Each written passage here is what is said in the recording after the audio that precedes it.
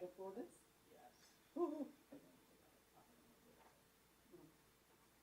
we just got that. And then it went to the use phase. Ingrid, you'll let us know when we're ready to start.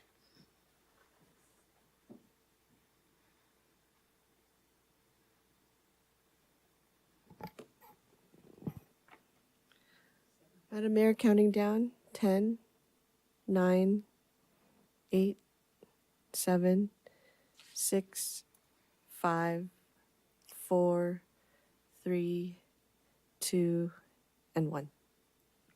Thank you. And welcome to the City Council meeting of February 1st, 2024 at 7:30 p.m. I'll call this meeting to order. And will you join me for the Pledge of Allegiance? I pledge allegiance to the flag of the United States of America and to the republic which stands one nation under God, indivisible, with liberty and justice for all.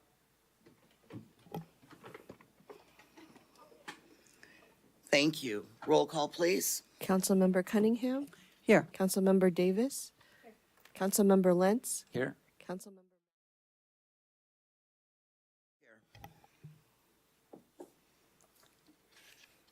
Thank you. And can I get a first and a second to adopt the agenda? So moved. Second. All those in favor? Aye. Aye. Aye. Any opposed? Hearing none. We will move on to awards and presentations. Madam Mayor, if I may. Yes, a We report have- out. Yeah, we need to report out from Tuesday, if I may. Okay, would you please do that? The council met in closed session on Tuesday of this week to discuss the status of its litigation with High Speed Rail Authority over violations of CEQA. Staff was given direction and, pardon me? Go Oh, ahead. I'm sorry. Staff was given direction. That's the report. Thanks. Thank you. So then we'll move on to awards and presentations. And tonight we are proclaiming and designating February 2024 as Black History Month.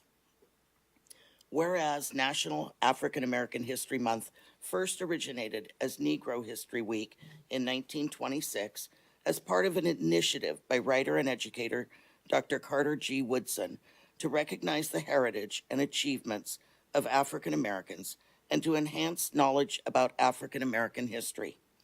And whereas the national theme for 2024 is African Americans and the Arts, this year's theme examines the varied history and life of African American arts and artisans.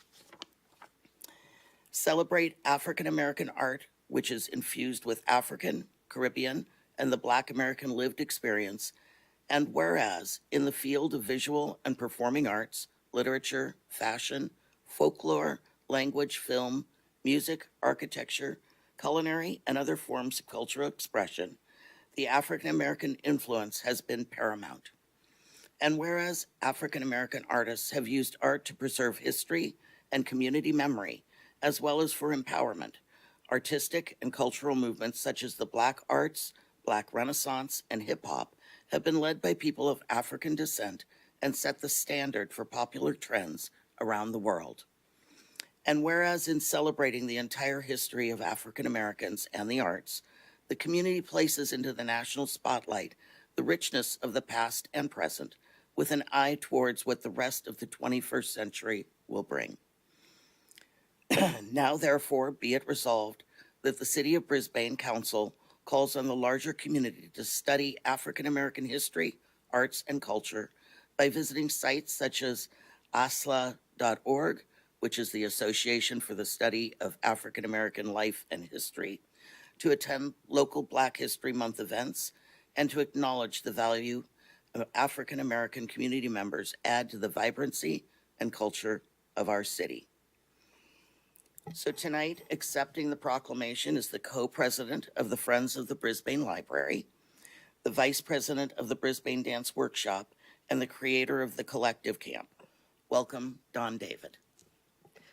Madam Mayor, on behalf of Don David, I'd like to accept the proclamation. She's not able to accept the proclamation at this time, but maybe later on in the meeting. Okay, and this is the proclamation. We'll get that to her later. And so we will move on to oral communications number 1. Is there any members of the public wishing to make public comments on an item not on the agenda?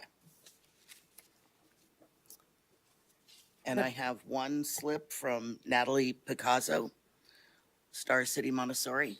Would you like to come forward?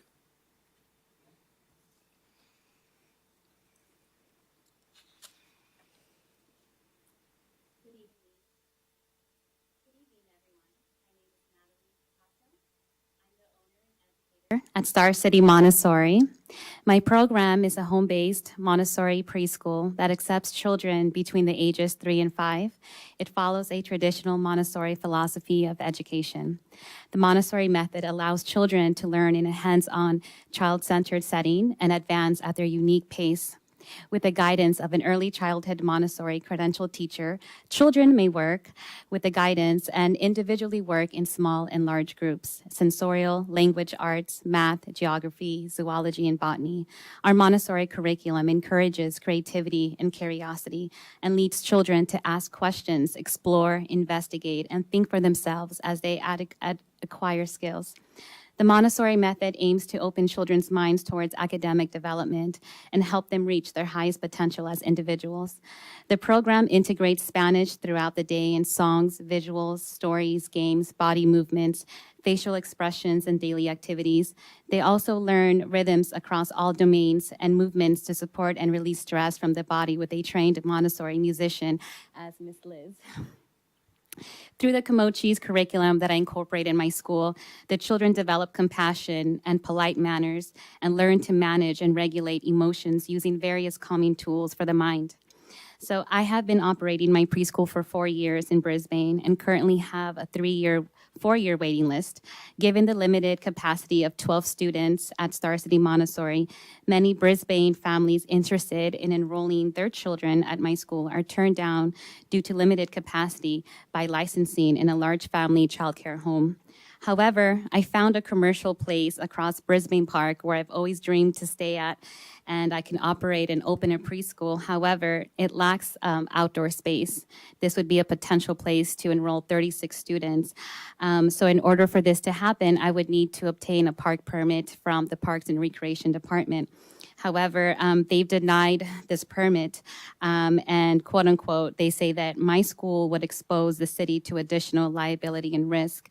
Yet Silver Spot is a licensed preschool and is allowed to use a public park, such as the Toddler Tots, for their daily outdoor use. So I'm here to ask, why is that Silver Spot's liability exempt? And my request to obtain a park permit is denied, even though I will be licensed and insured. In fact, others nearby cities like San Francisco have adopted a clear guideline that allows preschool centers near a public park to operate and use their park for outdoor use, as long as they follow the simple guidelines, which I have as well. So I'm asking the public for help and how I can obtain a permit so I could continue serving families in Brisbane and help more children in the community. Thank you. Thank you, Natalie. Unfortunately, items that come before oral communications cannot be discussed at the meeting because they've not been agendized. So this is something we would need to agendize through the regular channels. But thank you for coming here and explaining what's going on. Thank you so much for your time. Thank you. Thank you. Thank you. So are there any other members of the public that would like to speak on an item not on the agenda? Madam Mayor, Don David is here now to accept the proclamation. Okay, we can go back to that. And Don, would you like to come up and accept the proclamation?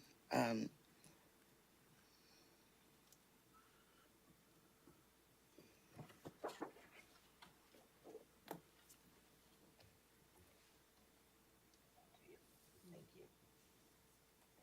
You want to take a picture?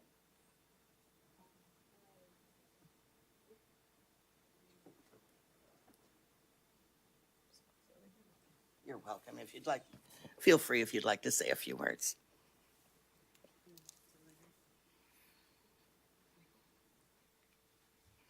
Thank you so much on behalf of the community and all the boards that I sit on, BDW and for the arts and the library. This is an honor to be seen and heard.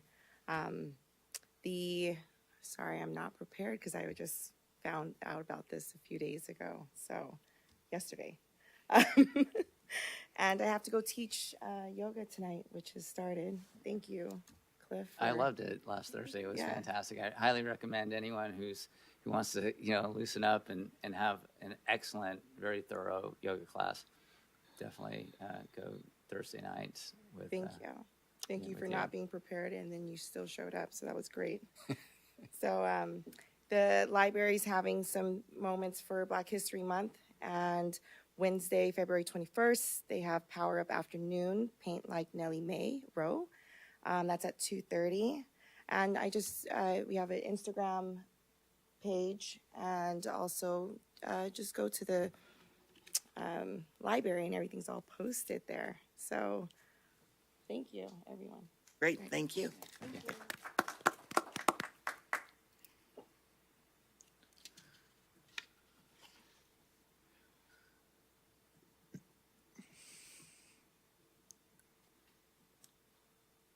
Do you want to check for oral communications one more time? So, Madam Clerk, do we have anyone online that wanted to speak on oral communications? Madam Mayor, we have a hand raised from Roland. Okay, go ahead, Roland.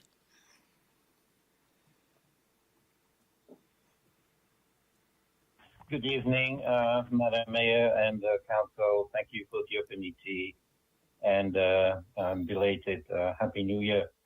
Very briefly, with regards to the High-Speed Rail Authority, I don't know if this was mentioned during closed session on Tuesday, but Brian Kelly, the authority's chief executive, tendered his resignation right after the January 18th board meeting, allegedly because the authority was transitioning from construction to operations, which, as you know, cannot possibly be any further from the truth. And that concludes my comment. Thank you. Thank you, Roland. Are there any other members of the public?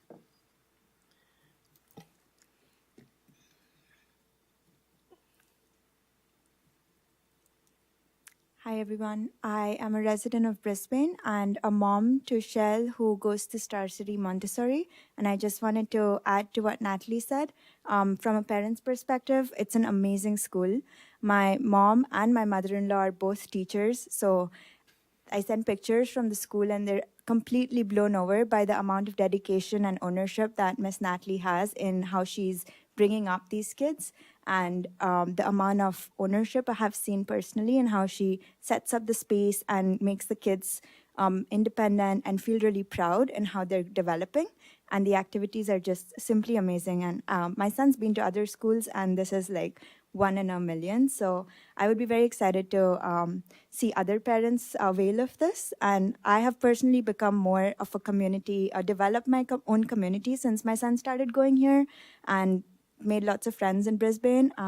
We always stop by the farmers market whenever we drive home from on Thursdays. And so it's become like a routine for us. So it's really made me be more embedded in the Brisbane community once we started here. So would be great to have more parents also avail of it.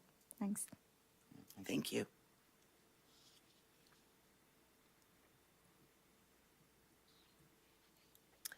That looks like we have come to the end of oral communications number 1. There will be another opportunity at the end of the meeting for discussion of or comments on things not on the agenda. And that will bring us to the consent calendar. Can I get a first and second to approve consent calendar items G through C? So moved. Second. All those in favor? Aye. Aye. Aye. Opposed? Seeing none.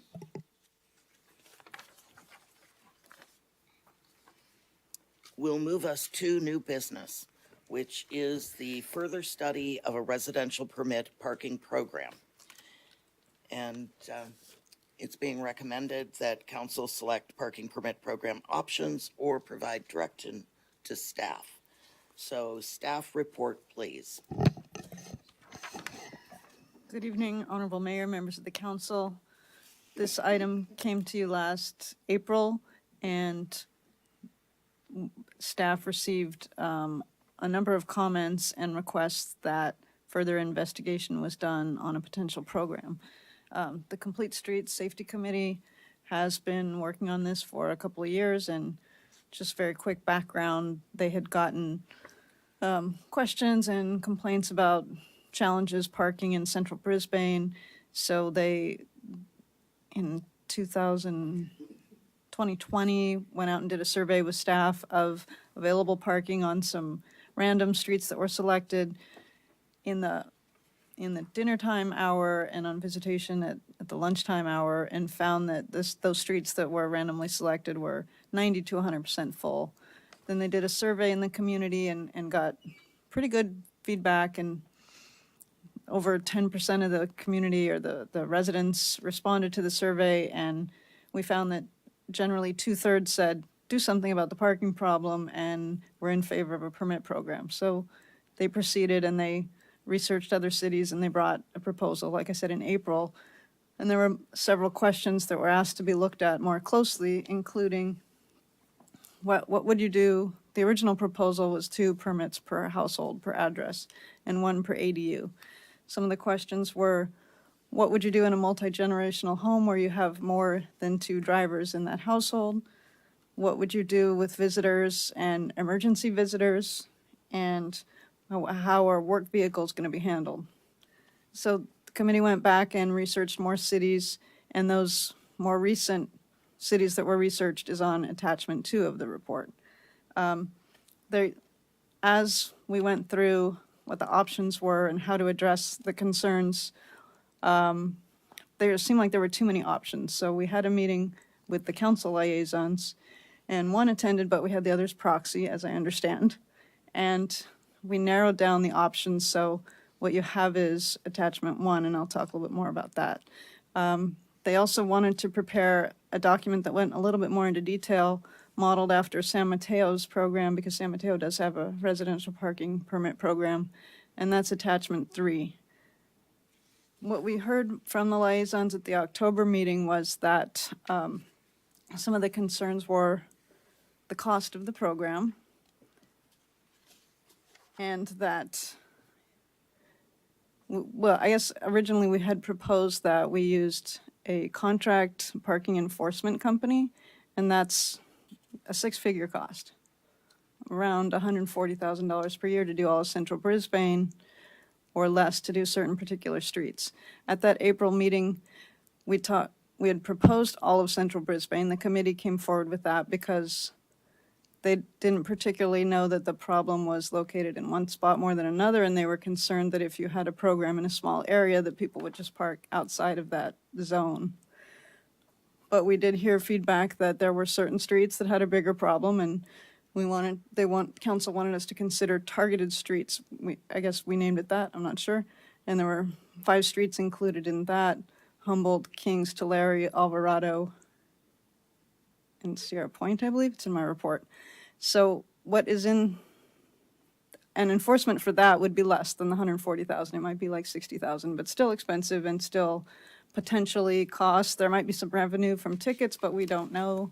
We can't estimate that, and we couldn't estimate that the revenue would cover those costs.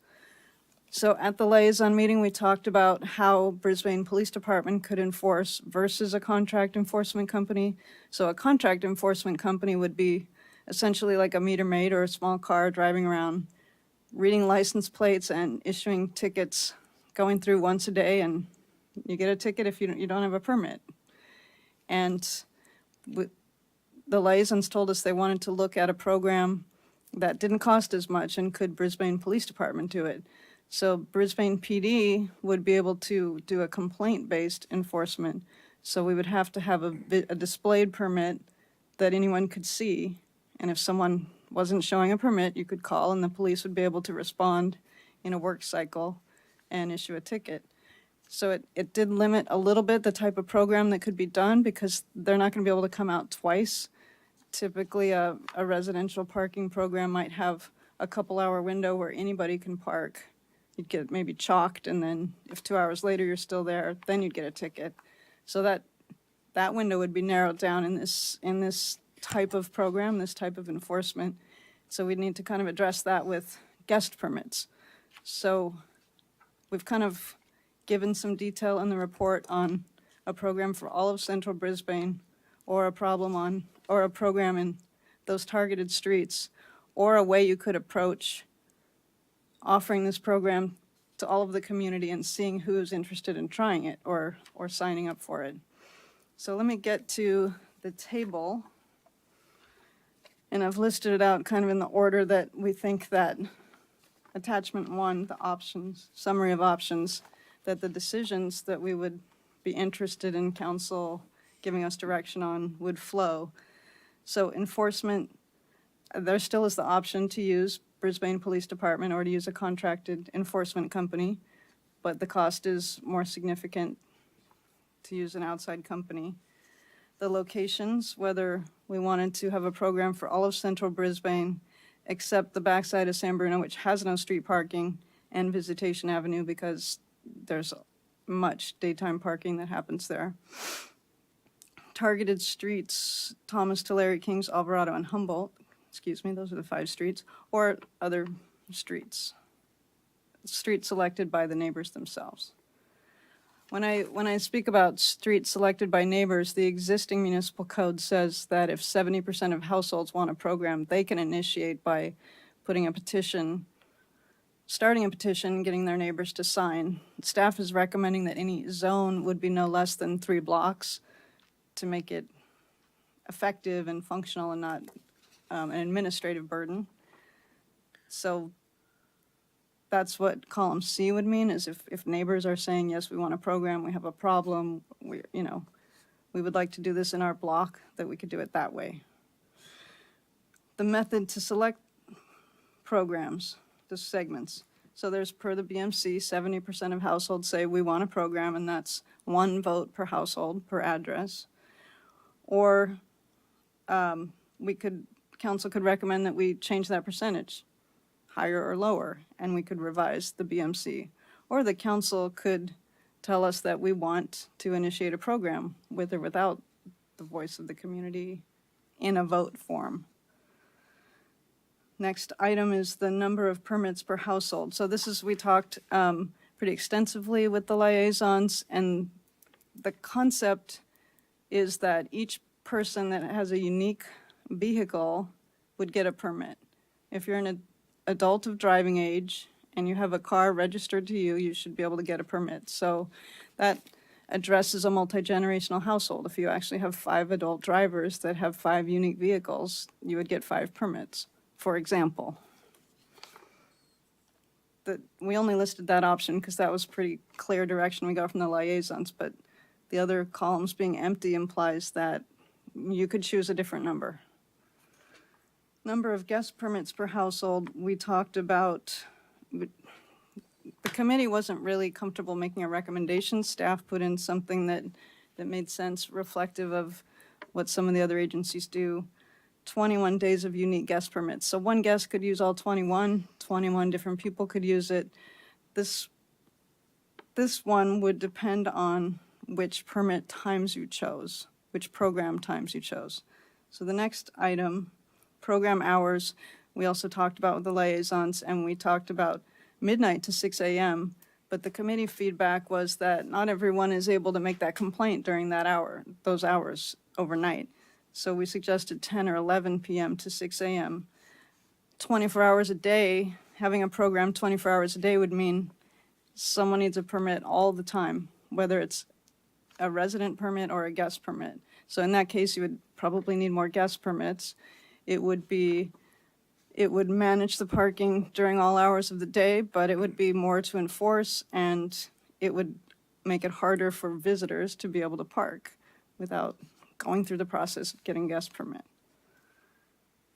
And then lastly, costs. So we see a startup cost. There are consultants that run the database and the permit issuing and kind of manage a pretty unique, pretty specific type of thing. They've got the database and they've got a web portal to apply for the permit, and they charge $5,000 one time to set up a program. We'd also need street signs anywhere we put a program in place, and we're estimating it's about $500 per block to put up street signs for each block.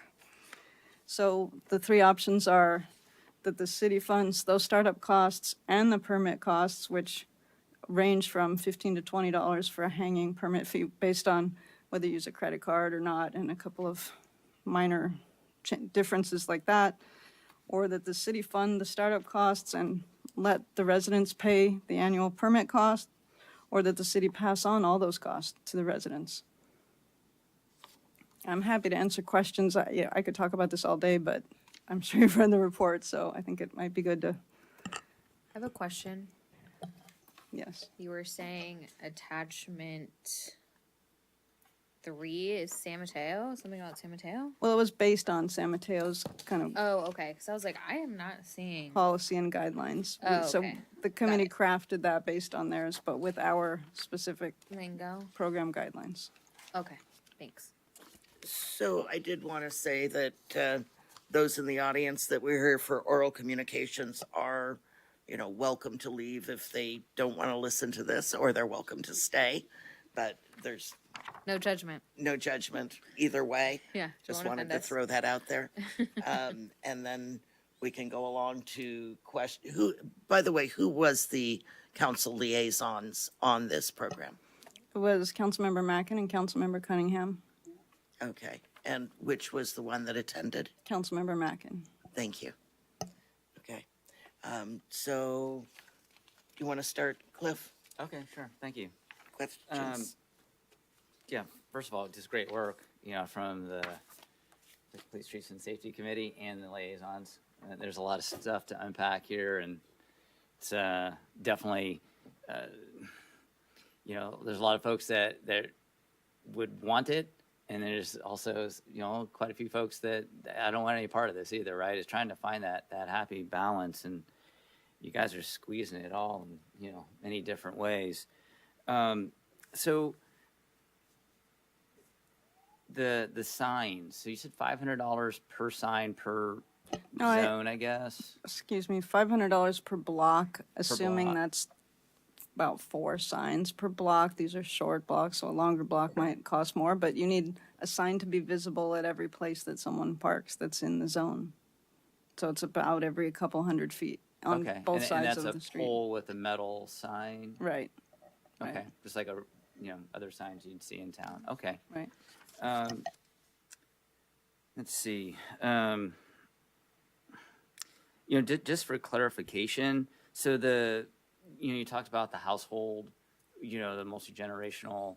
So you could have, 2 adults and a couple of kids, but all of the registration is under one person. That's okay, correct? It's just the different driver's licenses.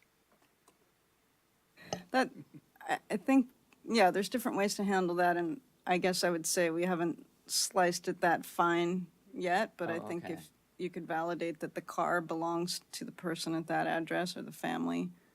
It's, if you were, your example of a family of 4 and you had 5 or 6 cars, 4 permits, not 6. Yeah, no, that makes sense. Okay, yeah, for people living in the house with valid driver's licenses, you only get the 4 permits, and that makes sense. It's just the ownership of the registration. Sometimes it's just under one person, but I know you haven't dug that deep. But I could see that with a lot of families like Right. ours, right? Sir, I think the way we would approach that is similar to how the insurance companies approach it. So you have multiple drivers on your insurance, assuming you're all on the same insurance policy, and you can have 3 vehicles all registered to one person, but they assign a driver to each vehicle. So we could figure out a way to do that. So, Okay. so it gets to the point where you don't have more permits than you have drivers or Yes. cars. Mm-hmm. Either one of those is stopped. Okay, great. And then, the program hours, that seemed to be, kind of a tough one, to kind of really figure out. And, because you want to, have people be up if there's, someone who's, abusing the parking situation on their street. But, many people go to sleep by 10 or, between, 10 and 11, they're getting ready to go to sleep. So, and the last thing you want to do is like go outside and see if someone is still parking. So could someone make a complaint, say, at 5 o'clock in the evening and say, yeah, this car's been parked, does it have to be in real time? Can a person put out a complaint and then an officer comes by during the program hours? Yeah, that's a good question, and absolutely. And the feedback we got from police staff is that probably some of the people that aren't complying with the program, that don't have a permit, are likely going to be parked there longer than a day. So if you go to sleep and that car is there and then it's still there the next day and you figure out it doesn't have a permit and you call in, the police can only enforce during the hours that you've made the program, but you can make the complaint at any time if you see a car that shouldn't be there. Okay. All right. Thank you. I don't have any questions. Do you have any questions, Karen? No. Colleen, do you have any questions of staff? I do, thank you. I would like to also thank staff of Public Works and also our Brisbane Police and the Complete Streets Committee put in tenacious number of hours, and the persistence you would not believe. I mean, this was well over a year and not easy to do. It's a really comprehensive study with a lot of detail. On the appendix, which is labeled, depending on what you look at the bottom of the page, either page 73 or page 7, but it's appendix enforcement flow charts. On the top portion, there's a diagram. On the far right top, it says BPD, Parking Enforcement Officer. You follow the arrow down on the right, it says displayed permit complaint based. And then it says 120,000 a year.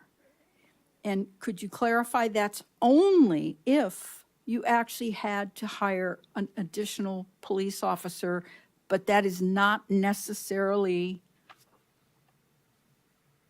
part of this program.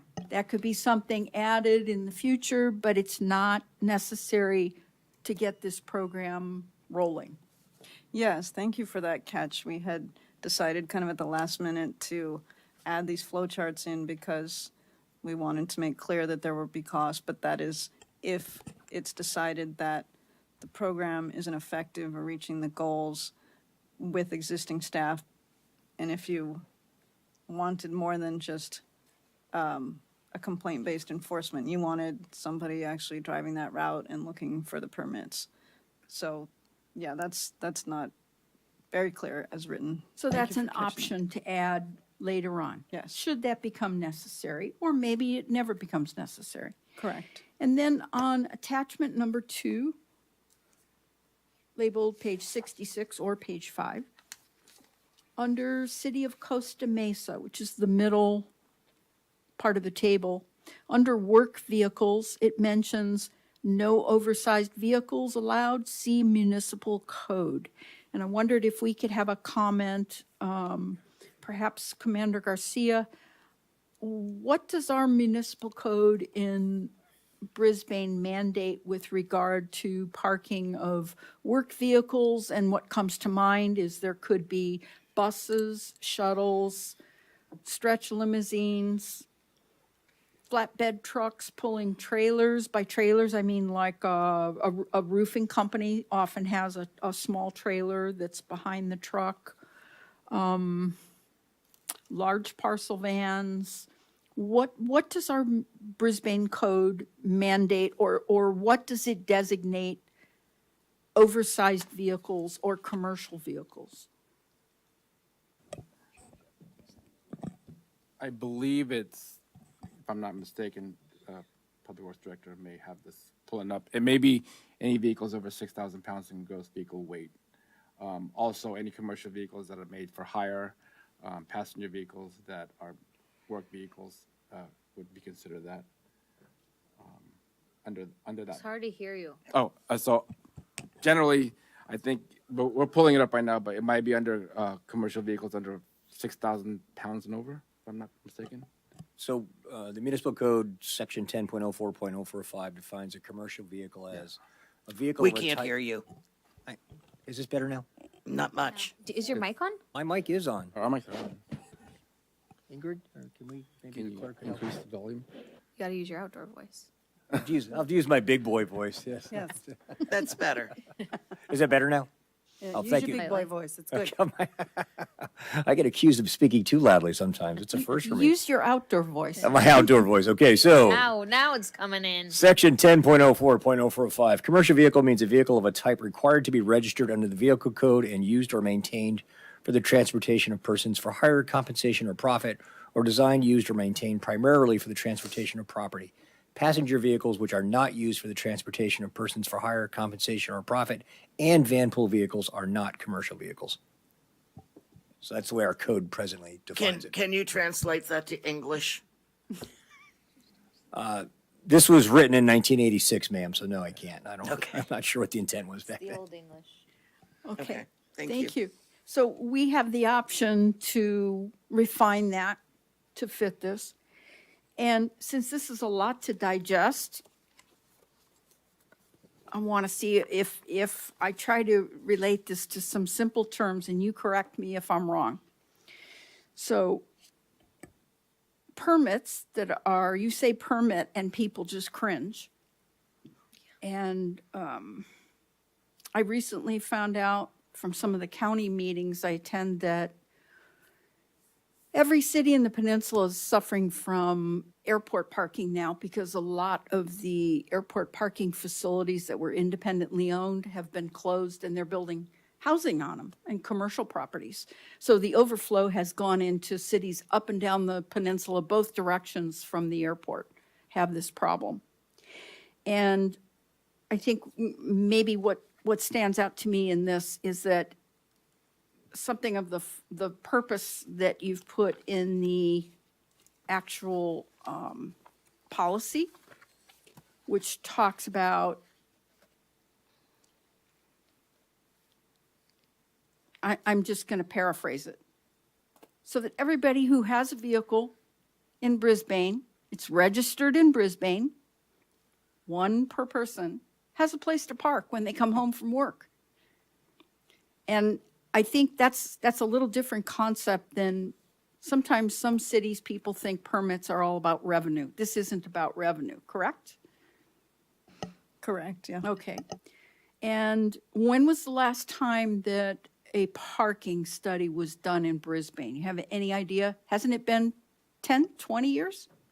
When you say parking study, you mean On residential parking, central Brisbane? what's available? Just the idea of saying, well, what if, are there problems? What would we do to remedy this? You know, the Traffic Advisory Committee talked about it a bit, but their ideas were that the city find an overflow parking lot and pay for it and allow the excess vehicles to park there for free. And how long ago was the Traffic Advisory Committee? That was 20 years ago, yes. Yeah, 20 years ago. Okay, so a lot has changed. And some of the beauty of what's in here is that it's not purporting to be one plan. It's kind of, you want to try 5 streets, you can do 5 streets, or different streets, it could be 6 streets, or you can go with all of central Brisbane, correct? Right? Okay, and you can utilize Brisbane Police, Commander Garcia, is that true? Correct, we could do that. So you would not have to add an additional officer? No. You already respond to calls right now, cars parked over 72 hours. So this would, in essence, you're saying it would make it easier for you to identify vehicles that belong or don't belong because there'd be a permit. That's correct. So your response today is, would you say it's reasonable? Yes. So that would not change? No, It would be if you were on emergency calls, it might take longer. Feasibly could take another whole day if there were a lot of emergencies, but it still allows you to identify vehicles who belong here, ensuring that resident has the chance to get a parking space versus people who use our city streets as a parking lot. That's correct. I mean, if the problem was there the first night and this individual was using that car every day, it would considerably still be there the next day. So we would definitely get that resolved through. Okay.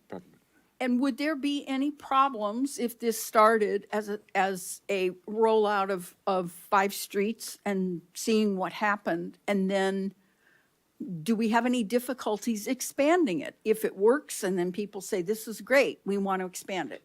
What kind of difficulties do we have?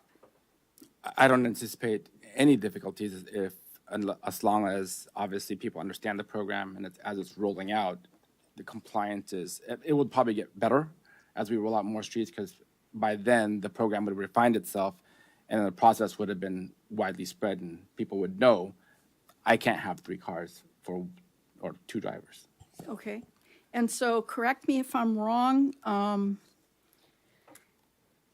The initial cost, if we did 5 streets, we have some signage, and it might be slightly more, because as you pointed out, Karen, a longer street might necessitate more signs. But roughly the $5,000, which is the software setting up with the company that issues permits and tracks it and keeps it on an annual basis, plus 5 streets, roughly $2,500 in signage is $7,500, correct? Well, if you're going to do the full length of an Alvarado or a Humboldt, I said per block, so those are Okay. maybe 5 or 6 blocks each. Okay, so Yeah, it so a little could more. vary, could be slightly higher. Yeah, but I Okay. think that setup, that initial setup is, you want a program that is in effect from 10 PM to 6 AM, and you allow X number, one car, one driver at each address, all of that. They do that once. It's good for whether you do 3 streets and you add 7 later. You've set up the structure of the program. You wouldn't have to pay that again. Okay. And I'm gonna bring something up that is not right on here, but I think it's relevant. Could you address the new state law, SB 143, that is going to affect parking in Brisbane? And just explain what it is. You want to do it or want to do it? We're playing Rochambeau back here right now to see which one of us are doing. I believe you mean AB 413. AB, okay, Yeah. sorry. 413, Got that's the it. wrong Yeah, number. okay. Yeah, They AB reuse the numbers every year to make it more And I'm helpful not for us. even dyslexic, so I got it backwards anyway. Yeah, AB 413 is an assembly bill that passed this year that basically is stating that it's called a daylighting effect, and basically on an approach side of an intersection, approaching intersection, you can't park within 20 feet of the curb line, or intersection curb line. I thought that was just in San Francisco. It is statewide now. Statewide. It actually has become a California vehicle code, but the bill specifically states that this year is not citable unless it's clearly marked that you can't park within certain areas. It is definitely a slow rollout by the California vehicle code. It's a warning period, it's an education year, and that's how we tend to approach the problem the issue as we get to the enforcement time, which is January 1st of 2025. So this is, when we say crosswalk, is that only marked crosswalks? Is that anything deemed to be a crosswalk, which could be an unmarked crosswalk at an intersection? This is at the intersection of wherever roadways cross. So, and what the commander was saying too about the distinction about it being the approach side of it. So if you're driving up San Bruno Avenue, every time you come to a street, Mariposa, Monterey, Klamath, Alvarado, 20 feet from the intersection of that, whether there's a marked crosswalk or not, you will be prohibited from parking there. And so if I drive up Glen Parkway, the same thing applies. Correct. Correct. So And when you get to so San if I- Benito, If I drive up Monterey, same thing applies. absolutely at every intersection. So we're talking all of Brisbane, Yes. where there's intersections. Yes. It's an implied crosswalk. Yes. Correct. And so that, by essence of that law, prohibits parking 20 feet on the approach side. So at an intersection, that's 4 spots per intersection, correct? Yeah, on a four-way intersection, it would be sure, because on the major street, Yes. you would have one each. There would be an approach each side. Yes. And then on the minor streets, you would have an approach on each side. So yes, Right. at each four-way intersection, 4 If spots. those are actual spots, like there could be a fire hydrant. Well, that's So correct. That's a not fair saying- distinction. It's not 4 Right, spots right. always. No, It's no, but as an sometimes. example. Yeah. No, It no, could no, be you're 4 correct, spots. Council. You're correct, Councilmember Davis. That's right. I mean, if it's not an existing spot, it's not an existing spot. Right. It doesn't, in theory, there are 4 locations that are 20 feet in distance that you can't park at, but it's certainly possible that in some of those cases, you already can't park there in this town. So the cumulative effect, if you think of all the different intersections in Brisbane, is that we could have quite a few spaces that are eliminated. Is that correct? It would seem likely to me that the number is in the hundreds, yes. Okay. Okay, that's all I have. Thank you. You know, I just want to follow up on that. So Randy, are we going to start painting these intersections red on the curb? No, sir. This is an interesting law. The way the law was written and the analogy I refer people to is the same as the restriction that disallows you from parking within 15 feet of a fire hydrant. The vehicle code doesn't require that be painted. It just says you can't park within 15 feet of a hydrant. And in a similar vein, this law, and I don't know why the author chose to do it the way they did, but they did, there is no requirement to paint that 20 feet, except in 2 cases. One, if you're enforcing it this year, when everywhere else you're only supposed to be warning people. The other case would be on a street by street, on a location by location area, if the city council were to ordain that a distance less than 20 feet is the parking restriction, in that case, you have to mark it. So it feels a little backwards, right? Because if it's the full 20-foot restriction, you don't have to mark it. But if the council looks at one intersection and one approach and says, that only needs to be 12 feet there, there's plenty of sight distance, then that 12 feet has to be painted. Yeah, I think, perhaps on some streets that are maybe have a little bit faster, speed for some cars.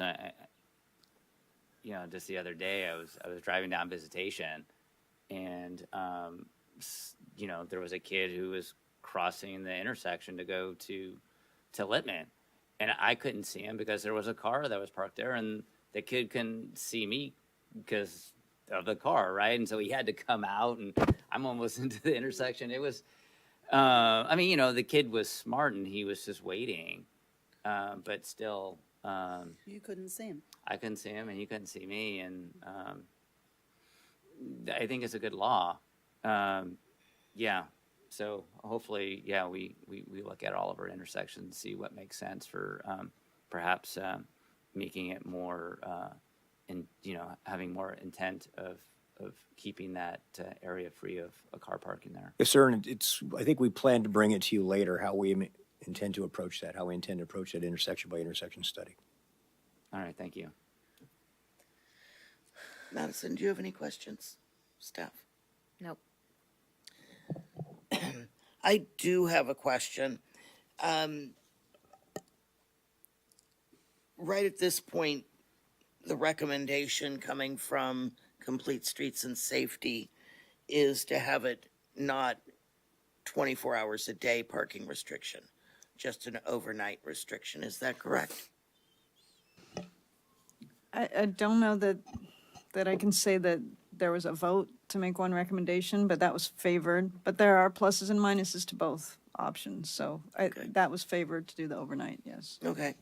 And then did the Complete Streets and Safety Committee look at the potential for on-site parking at a particular household and then base the permits on how many cars it could be lessened, the permit amount, because of the parking available on-site? I mean, it was discussed extensively at the staff level, but it's challenging you'd have to measure every driveway. Would you measure garages? It's just kind of. Well, I think that you could do a Google Street Map and see that someone has a garage and 2 parking places in their driveway. And to be fair, that if that multi-generational household had 4 or 5 drivers and they're getting 4 or 5 street permit parking spots, when they've got places to park 4 of those cars to begin with, is that fair to the neighborhood? Because you're putting all these cars that could potentially be on the street instead of in their driveway. Sorry. I mean, we have that situation on the street I live on. Yep. Where people utilize not only their driveways and somewhat their garage, but then they also utilize 5 or 6 or 7 parking places on the street. And they do have 4, I assume, legal drivers in the house. But everybody seems to have 2 or 3 cars. So it seems that if you had a residence that had the ability to park comfortably 2 cars, and you can see that in a Google search of the house, why wouldn't you take that away from their legal amounts of vehicles they could put on the street? Because if everyone gets a permit for every single driver in town, we are not going to have enough parking anyway. Correct. Yeah. And so it's just going to make it where people feel they can leave their cars for unlimited amounts of time because they've got a permit for that vehicle. And I think it would cause more problems than the 72-hour limit that we currently have on vehicles now in those problem situations. We all know that there can be problems, and there's some houses and units with no parking. And so it's understandable that if they have 2 licensed drivers, they would need 2 parking spaces. But there's people with many parking spaces that don't utilize those effectively. So, So Mayor, if I may, I think should be looked at overall. So Mayor, if I may, you bring up a fascinating discussion about whether we issue permits based on equality or equity. Do we treat everyone equally?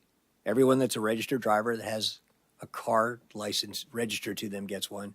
Or do we look at it from an equity standpoint, which I think is the concerns you were bringing? I think the challenge when we come to equity is how would the city define that, and how would the city enforce that? It is no surprise to anyone in this room that there are garages that are not being used for the storage of automobiles.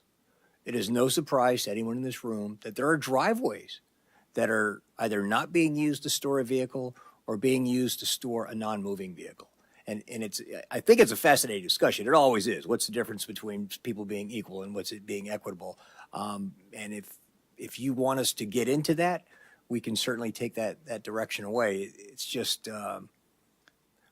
I can just imagine the line of concern out the door. Because as I think about that, we decide that if you have a garage on your property, you have to use it. You get one less space than cars registered there. And then there's going to be some appeal process for that. That'll go through undoubtedly the city engineer and then the city manager and or the council. While I think it's a very reasonable question to ask, should it not be done equitably? I think in practice, the definition of that and the assignment or the deduction of permits would be really challenging. And I don't know that it would serve the purpose you want. The one thing I do wholeheartedly agree with you on, and it's not that I disagree with you on the other stuff, but I think it was very brilliant of you and very cognizant of you to bring up the fact that just because we issue you a permit does not mean we are guaranteeing you a spot, right? We're not Ace parking lot down at the pier where you're going to, because you're going down to see a Warriors or a Giants game. If you've got a ticket, you've got a spot. This just gives you the opportunity to look for one. And what I think it really will do is it will stop out-of-towners. It will stop the airport parkers that are abusing it. It will remove commercial vehicles. It will stop people from who have more cars than they have drivers. But that's what it'll do. So thank you for letting me add on. Madam Mayor? Karen, go ahead. So, thought, Randy. I'm thinking of my personal situation when I speak about this. So, our street has a lot of homes that don't have any off-street parking, and that's really unfair to them when the airport parkers take up half of Tulare Street, which they do on a regular basis. But people like me have 4 off-street parking spaces and a 2-car garage. We probably wouldn't even apply for a permit because we always park off the street. If people are applying and, I don't know, maybe the driveways do become part of the equation. Maybe you say, how many off-street parking spaces do you have? And if someone has 3, then maybe there's some kind of equation moving forward where we can reduce that equity and say, well, you've got 4 off-street parking spaces. You don't need 4 parking permits. You only need 2 or something like that. Am I making sense? Yeah, like you can get 1, but maybe it's just 1. Yeah. Like if you have a does garage that and a make sense? driveway, you might not be able to park them both there because people are moving all the time. Correct. If you have 2 cars and one's in the driveway and one's in the garage, that may be too difficult to be paying, musical cars, but you could have 1 on the street. Mm-hmm. Like there would be no reason to have 2 on the street if you can park 1 in your driveway. I think we can work this out. I think it's just a little math. Or Well, no, I disagree that it's just math, ma'am. I mean, I'm not opposed to it if that's what the council wants to do. Certainly, this is your city, you're the Just a elected officials. conversation. It just you have to do it, but to do that, you have to go house by house Yeah. to do it. Then You know Madam what? Mayor? Yeah, I'm sorry. If there's an easy way to look at this, because I've been privy to a lot of the conversations that went into this research. There's no perfect science to this, and you can get lost in the details. But the intent here is if you remove airport parkers and if you remove people with excess cars and work vehicles, right now, people in Brisbane are parking on the street somehow. So that should free up more parking if everybody with a permit is able to park on the street. Doesn't mean that because you get a permit that you're going to use it, but it avails someone. Let's say you always park in the driveway, but you have work done on your house and you've got all this equipment in your driveway for 2 weeks or a month. You could park on the street because you have a permit, or you have the permit and you've got a relative that's going to come visit you for a week. I feel like we're veering into discussion when we haven't opened it up for public comment yet. Oh, that's a good point. So, is there any members of the public that would like to make public comment? Madam Mayor, I do see a raised hand from Roland. Okay, we'll go ahead from Roland, please. Thank you, Madam Mayor and the Council. So I have one question and a couple of closing comments. Now, as you may know, I'm one probably of many people who are currently looking at relocating to Brisbane. And the housing market, as you also know, is extremely tight. So I'm looking at renting as an interim solution. But unfortunately, As you know, again, 50% of the available rentals currently do not offer off-street parking. So my question to the mayor and council is what, if any, provisions for parking permits will be available to renters? So for instance, you could change the city code that says if you have a rental unit, you must have a parking permit coming with the unit. Then the couple of comments I have with regards to enforcement. There are robot solutions. I've seen them mentioned in bar parking lot. I don't know where they implemented that, but you can have a little robot that walks up and down the street, maybe a couple of times a day, that reads license plate and can immediately determine whether that vehicle has a permit or not. Last comment I have got is with the cost of a curb painting. I recently attended CTA meeting in the city, and the painting of the curbs in San Francisco is done by the SFMTA, and they are quoting $400 for a 20-foot curb. So I'm sure Brisbane could do it for a lot less money, but I think the council should at least ask staff to come back with a cost estimate of curb painting. Thank you. Thank you, Roland. Are there any members of the public? Linda.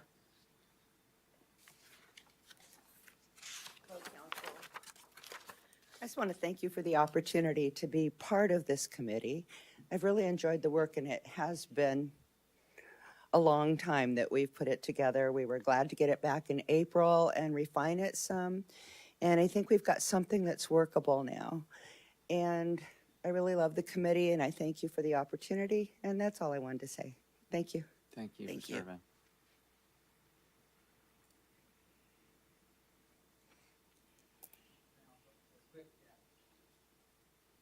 I guess since I also worked on this project a little bit, I guess I would also just, we kept coming back to sort of what is the problem trying to solve here, right? And how do we eliminate that? And that's what it sort of, as you think through this, that's sort of what I kept coming back to. And so, that's sort of, I think, at the heart of the whole challenge here. It's a very complex issue. There's sort of all sorts of no question, but just, throwing that piece out there. And thank you all also for the opportunity. Yeah. Thank you. Madam Mayor, if I can clarify one point. If this parking program were to take place, the vehicle merely having a permit does not mean that they can park on the street for a longer period than 72 hours. The vehicle code would still apply. So just because they have a permit doesn't mean, well, I can leave it out there because I have a permit. It does not. It doesn't. This permit program doesn't trump the California Vehicle Code. California Vehicle Code is based on movement of the vehicle, not a permit or anything else. Thank you. Okay. That moves us to discussion. I'll start. Okay. This has gone on for a long time, and actually I've been complaining about airport parking since before I was on the council, and probably since before I was on the planning commission. And I do think a permit situation is going to alleviate that. But because it is so complicated, because of the nature of our town, that's why the 5 most problem streets were named. So if we do it on a smaller scale, we figure out, does it work? What works? What doesn't work? What could we do better before we did a rollout throughout town? I really would like us to explore a little bit of, in my case, I have lots of off-street parking. What does that look like on these troubled streets first, and see what we can get to work really well. Mm-hmm. That's it.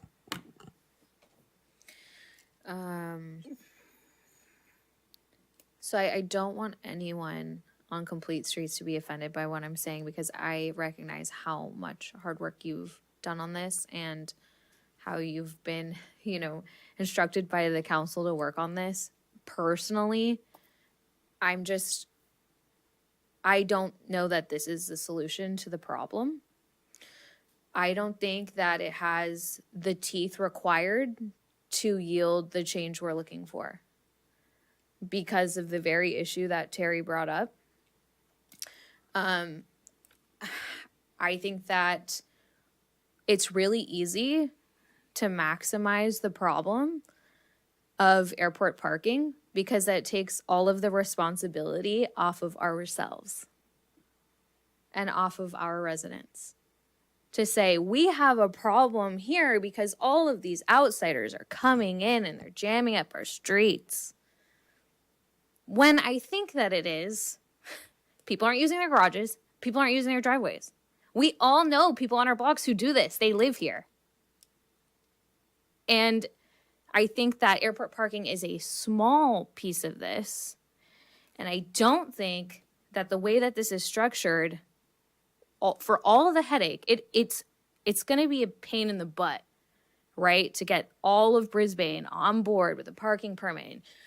Everyone, people are going to be up in arms that they have to get a permit and pay a fee and then call on their neighbors who are here for longer than they or don't have a permit and all that stuff. But if I felt like all of that would yield something that would be worth all of that kind of misery that I think that our town would be in for the first few years, and I'd say, okay, maybe that's worth it, right? I don't think this does that. We aren't getting people to use their garages. We aren't getting people to use their driveways. Giving a permit for everyone who is of driving age, who's on an insurance policy registered to that household, for example, doesn't force people to get creative with how they're utilizing their personal property to store their personal property.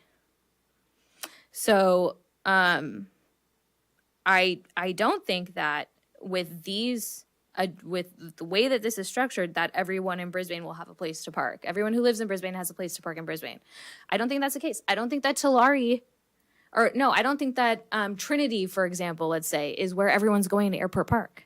I don't think that Kings is where everyone is going to Airport Park. Tulare, maybe. Tulari's really in and out very close. Okay, I can see that. Kings, it's an issue because there's not enough spots on that street. And also, there are even houses on Kings that don't even have garages at all. It's a very, very tight street. So, I think to just kind of point that this problem is mostly because of out-of-towners who are airport parking, I just don't think that's really us being taking accountability for the role that we all play in this problem. The fact that residents have to call in on enforcement also is where this is going to die on the vine. If you want a program that works, we got to spend the money. We got to have readers. We got to have someone designated to do it. For the success of this program to fall on the shoulders of our residents, to me, is where this is going to fall flat. Because right now, people would be calling when they see people who are airport parking cars that they don't recognize that have been there 72 hours, right? If it was all airport parking, and people know that 72 hours, we would have people calling in all the time, but we just don't, because people don't like doing that. They don't want to get on the phone, call the police, register a complaint. It just feels gross. And so now we've created a program that makes all of our residents do that and also have to pay every year to get a permit. So to me, I don't think that this is a program that's going to yield enough results for the work and the headache that it's going to create. And yeah, this program saves us a lot of money. It doesn't require a whole lot. But because of that, I don't think it's going to be very effective. So it's either we want to solve the problem and we're going to put in a program that has a lot of teeth that's going to get people to really change their behavior. And that's also going to be unpopular. Or we have a program that costs very little and yields that doesn't yield results that I think that it needs to yield. For me personally, I wouldn't be in favor of implementing anything citywide unless it went to a vote. I think this is such a hot button issue that all of Brisbane needs to be able to weigh in on it. I would entertain doing something street by street. If we wanted to do a little pilot program, I think the 70% threshold is way too high. I don't think like you're going to get 70% of any street to vote yes on anything. Because there are people that just are never going to respond. So for me, I think if like we wanted to do, 55%, 60%, a little bit more the majority, that would make sense. But I'm not in a position to say, yes, I want this. I even want to continue discussing this for all of Brisbane.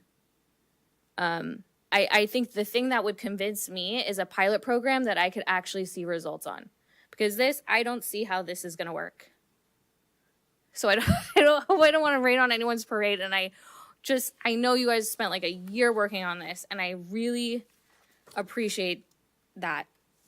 But I just think like I'm kind of anti-parking permit program just in general. So that's where I'm at.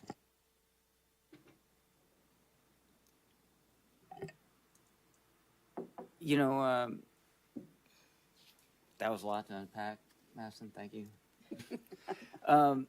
If I may make a suggestion, we have this attachment 1. Maybe as a council, we just kind of go through each category, see what works for us, and maybe some of those things that you addressed, Madison, then we can get some consensus as a group of what we feel we can move forward on. Maybe in the end, we get through it all and we go, okay, you know what, we don't want to do anything. Or maybe we can agree on something. And so if that is the pleasure of the council, I think it might be helpful. I have a different suggestion, and I appreciate the impassioned comments. I think what's not clear is it's really not just about airport parking. And it's not a one plan. This plan has, you could start with this if you want something a little more stringent. You up the ante, it costs you a little more money. You want it even more, you up it even more. But also, I think it's important to consider that with a lot of places that have permits, you're going to find that they rolled them out. Then they figured out what the fine points they had to change in the annual renewals. So if initially everybody gets a permit and there's too many out there or there's abuse, you start refining, which is what our Madam Mayor said. Then maybe you start saying, okay, on the renewal, we're going to give less, or we're going to start looking at how many, quote, licensed drivers. There's ways that you can start refining it. But I would also like to just suggest that this be tabled until this fall, because a study has to be done, and our Public Works Director can talk about it. We need to do a study for how many parking places we're going to lose with this new state law on the 20-foot corners. And I think that may in itself be the catalyst to where if we say, I don't want permits, or I do, because there's both sides. When you see how many spaces may be eliminated, people may be going, oh God, please, we really need the permits, or we're going to be in trouble. And that gives us an extra piece of information we don't have now. So I would suggest this study is not going to go away. There's nothing wrong with it. It's been very well researched. We can put it on hold. If our Public Works Director or Karen Kinzer, if you'd like to talk about it, we need more information on a census of how many spaces are being removed from the street. Can you address that? Yeah, do we have a guesstimate of the number, too, of spaces that might go away? Well, we didn't talk about how many places have a fire hydrant, but we think that there are, in central Brisbane, around 50 intersections with 4. I'm sorry, I can't hear you. How many? 50 intersections, and each intersection would lose 4 spaces if you didn't count fire hydrants. And then on visitation where they're angled, it's not just one space, it's a couple. If we decided that the sight lines weren't acceptable enough, right, and right, or otherwise you could modify. Well, it's yes and no. So it's mandatory 20 feet, unless the council decides it's less than 20 feet. So you can do that. Right. But you're right. We get to the point where we don't lose as many spaces. Like you could based say on 10 constitution. feet in this area is acceptable. Absolutely. And then you would have like, you know, The council certainly has the authority to do that based on this new bill. Like, for instance, I mean, Karen's completely correct. On Viz, on the downhill angled ones, you would lose 2 at an intersection, unless the council were to decide that, no, this amount of sight distance, it only takes away 1. And we would have to go out and engineer that and give you an exact distance. But then you could preserve that second spot. Yes, you have that leeway. but is 20 feet like how many? Is that really just one spot, or is that like 1.5, 2 spots? No, a standard parking spot that you can pull into from one direction without having to do a backing maneuver is typically designed to be 20 feet long. A spot that you have to maneuver back into is typically designed at 24 feet. Now, with compact cars, they obviously don't need that much space, but they're designed for a generic one-size car. Okay.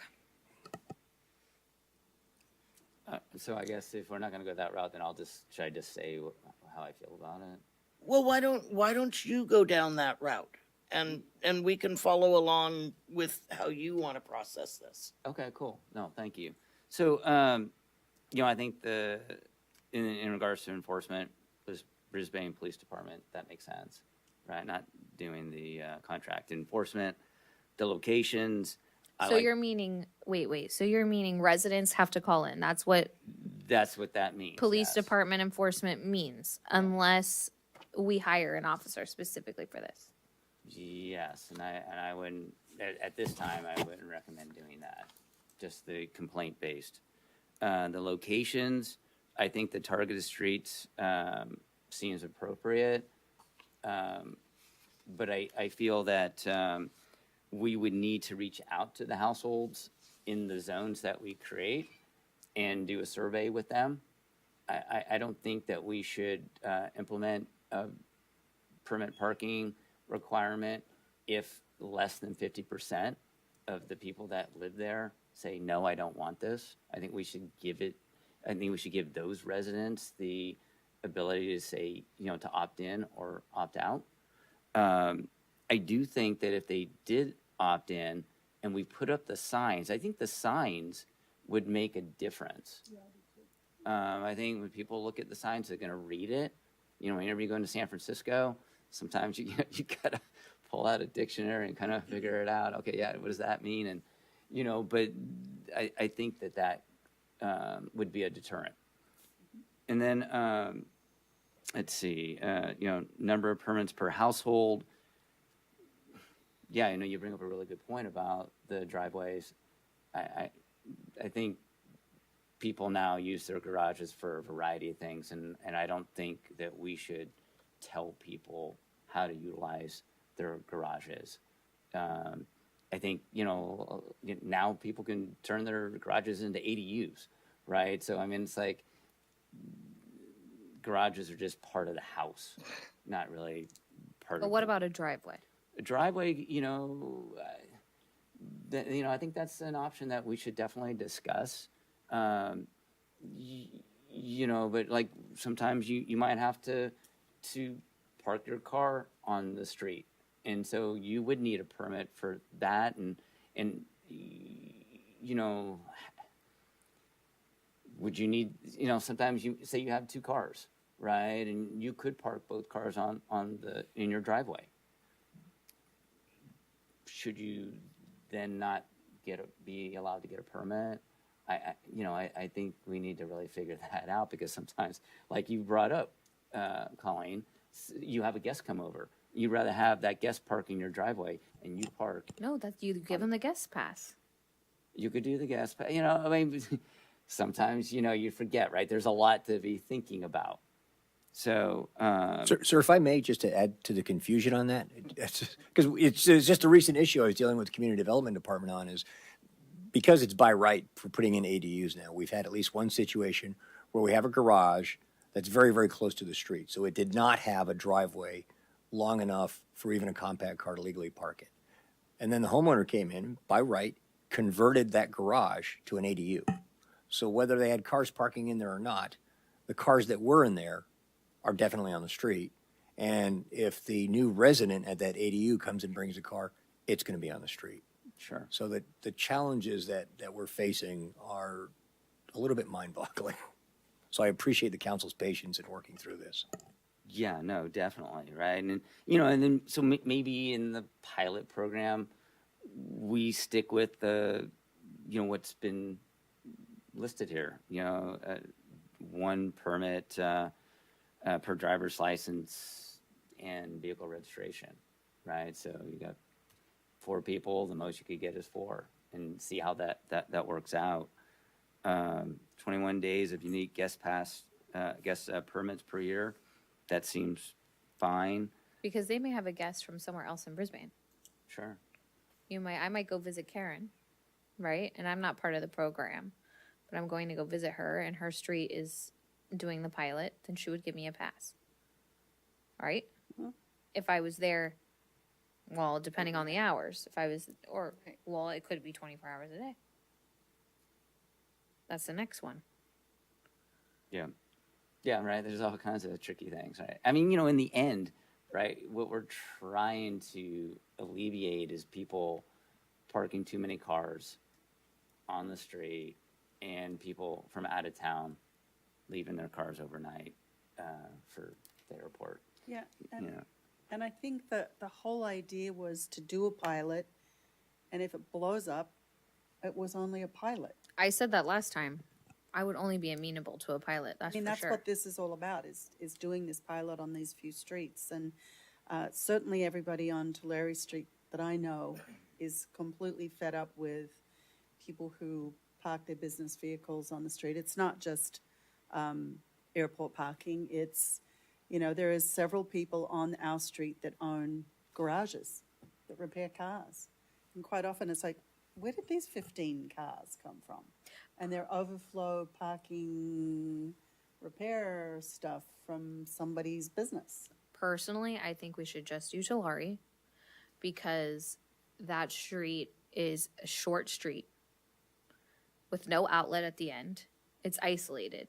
You're not really parking on Santa Clara and living on Tulare, right? No. So maybe on San Bruno a little bit, but I don't even think you're parking on Thomas and living on Tulare. I mean, we could see if the other streets had impacts, but Thomas, the residents on Thomas are pretty vocal about the fact that they have a lot of airport parking and a lot of other. so maybe it's parking Thomas and issues. Tulare to start, because that's a lot of signs to put up. That's a lot of signs. It's a lot of signs to put up, even on a pilot, and just see how those 2 streets do. If they want it, if we say this is the structure, you know, you'll get everyone gets a permit, whatever. And do you want to opt in for however long is the term, however long we think that it'll take to 6 months or 3 months or whatever, to really get a sense. From there, you can work out all the kinks, and then you can go to Brisbane in the next election or the election after that and say, based on everything we've learned, these are the parameters in which a parking program would work best. A parking permit program would work best in Brisbane. Should all of Central Brisbane opt in?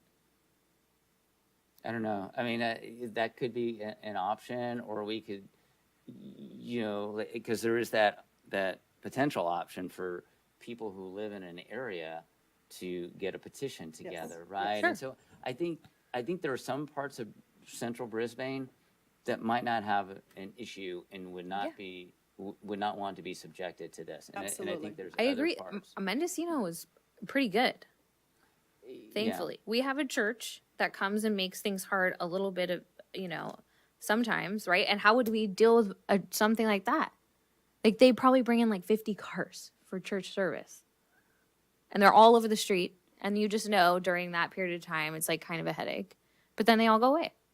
But that's daytime. Okay. So people are still parking all the time. But unless you make it 24 hours, if you make it 24 hours, that's a problem. But if you just do overnight, the church isn't an issue, because we get the church parking way down on our street. Yeah. But they're gone by 6 o'clock usually. Yeah. So that's the next Well, item, and right? the same thing is, you know, when there's a big party in the park, they're parked all over Brisbane. Right. Yeah. So those program hours, the 10 to 6 a.m., that seems to make sense. The 24 hours does not. That to me would create a lot of headaches and a lot of complaints. Do you think people on Tulare are going to call in? I think in the language it should say like you can call in complaints prior to 10, but enforcement will not happen I think, yeah. until after 10 Mhm. because I don't think people will call in then. Yeah, I think putting in that language, you know, for the people that are going to be affected in the zone makes sense. Yeah, because you're right. Because if they feel like, you know, you only have to, that you can only call during those hours, yeah, it kind of defeats the purpose of having it be complaint-based. I'm already asleep. Oh yeah, definitely you. Right. And then the costs. So should this pilot program be funded by the city? Or should we have the residents do it?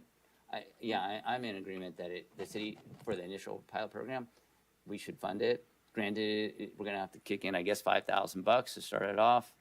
If we want the answers, we should be willing to pay the money. Yeah, I know. I mean, I'm Yeah. just saying. All right. Yeah, I agree with you. I think that, and I think if you make it a cost up front, it'll deter people from wanting to opt in. Mm-hmm.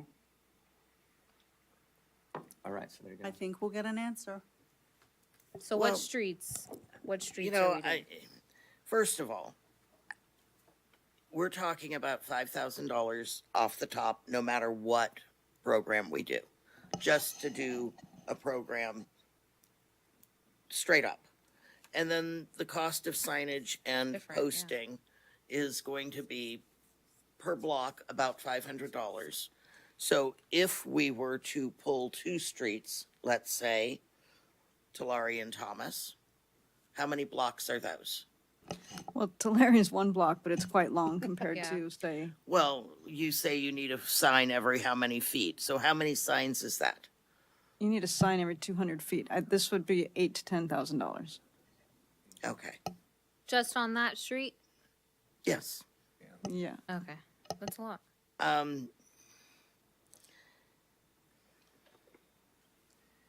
You know, I think personally for me, we really need to rely on the existing municipal code and enforce the people that are staying 72 hours and make it where people don't feel as onerous about calling in on their neighbors, where when I've called, I have to go meet the officer out there.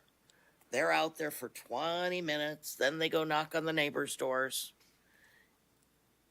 It's embarrassing for me. Yeah. I've done it a couple times. Yeah. Nothing has happened except they turned their car around. Yeah. Actually, they turned around 4 of their cars instead of moving any of them. And it makes me look like the bad guy. And so do I do it? Have I done it more than twice? No. Yeah. Same. Did it do any good? No, not really.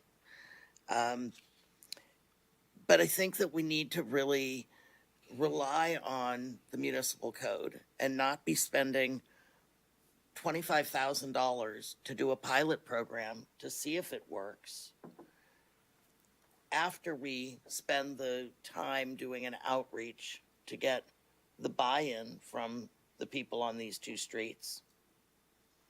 And, you know, if we did 2 streets, it's probably more in the range of $30,000 that we're looking at. And to me, that just is not, I don't think it's going to affect the change, as Madison pointed out, that we're really looking for here. And I do think that if we went forward with a program down the road, and once we get buy-in from the community, and it worries me that there's no one here listening, and so nobody really understands. Now, maybe tomorrow on Facebook, this will start spreading like wildfire on what we did or didn't do.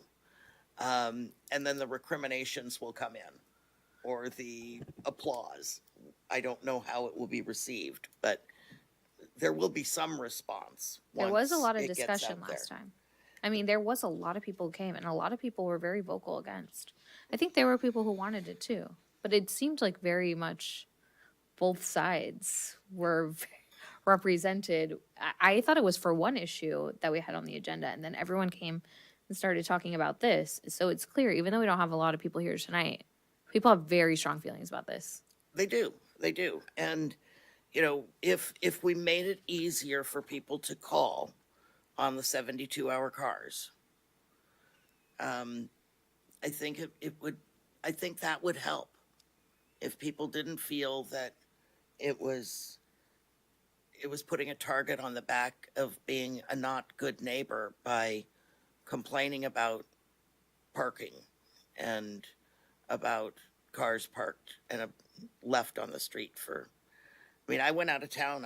I went on vacation for 3 weeks and I left my car parked in front of my house in my spot. And, you know, nobody cared that I did that because it belonged there.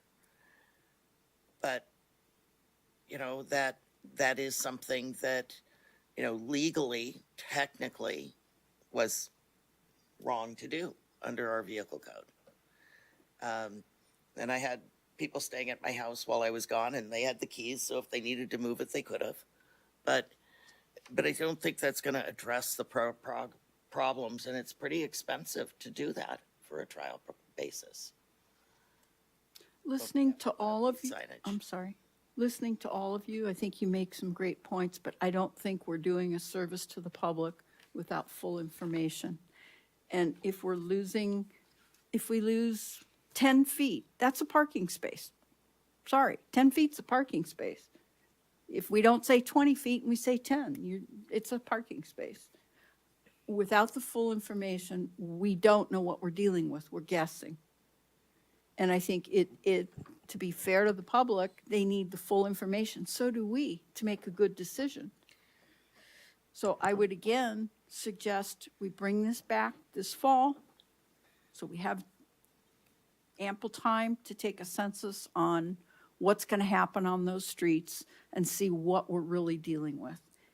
And that may also give the public time, they've heard about it tonight, if they're interested, time to think about it. Staff may also have time to reflect. We all have time to reflect and hopefully make a better decision on But like cost and how this could or might not work. on Tulare, that really almost impacts it, not hardly at all.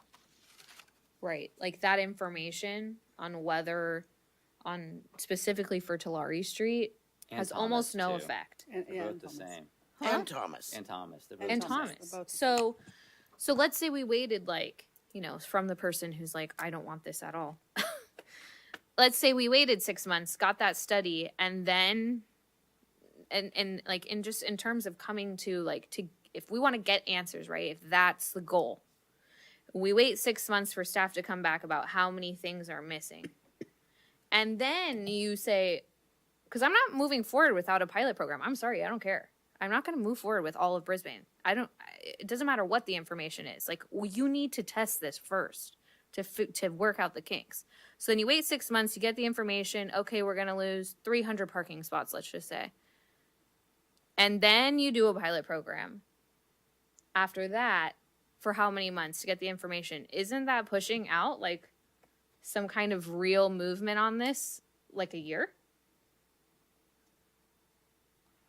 Yeah. Mm-hmm.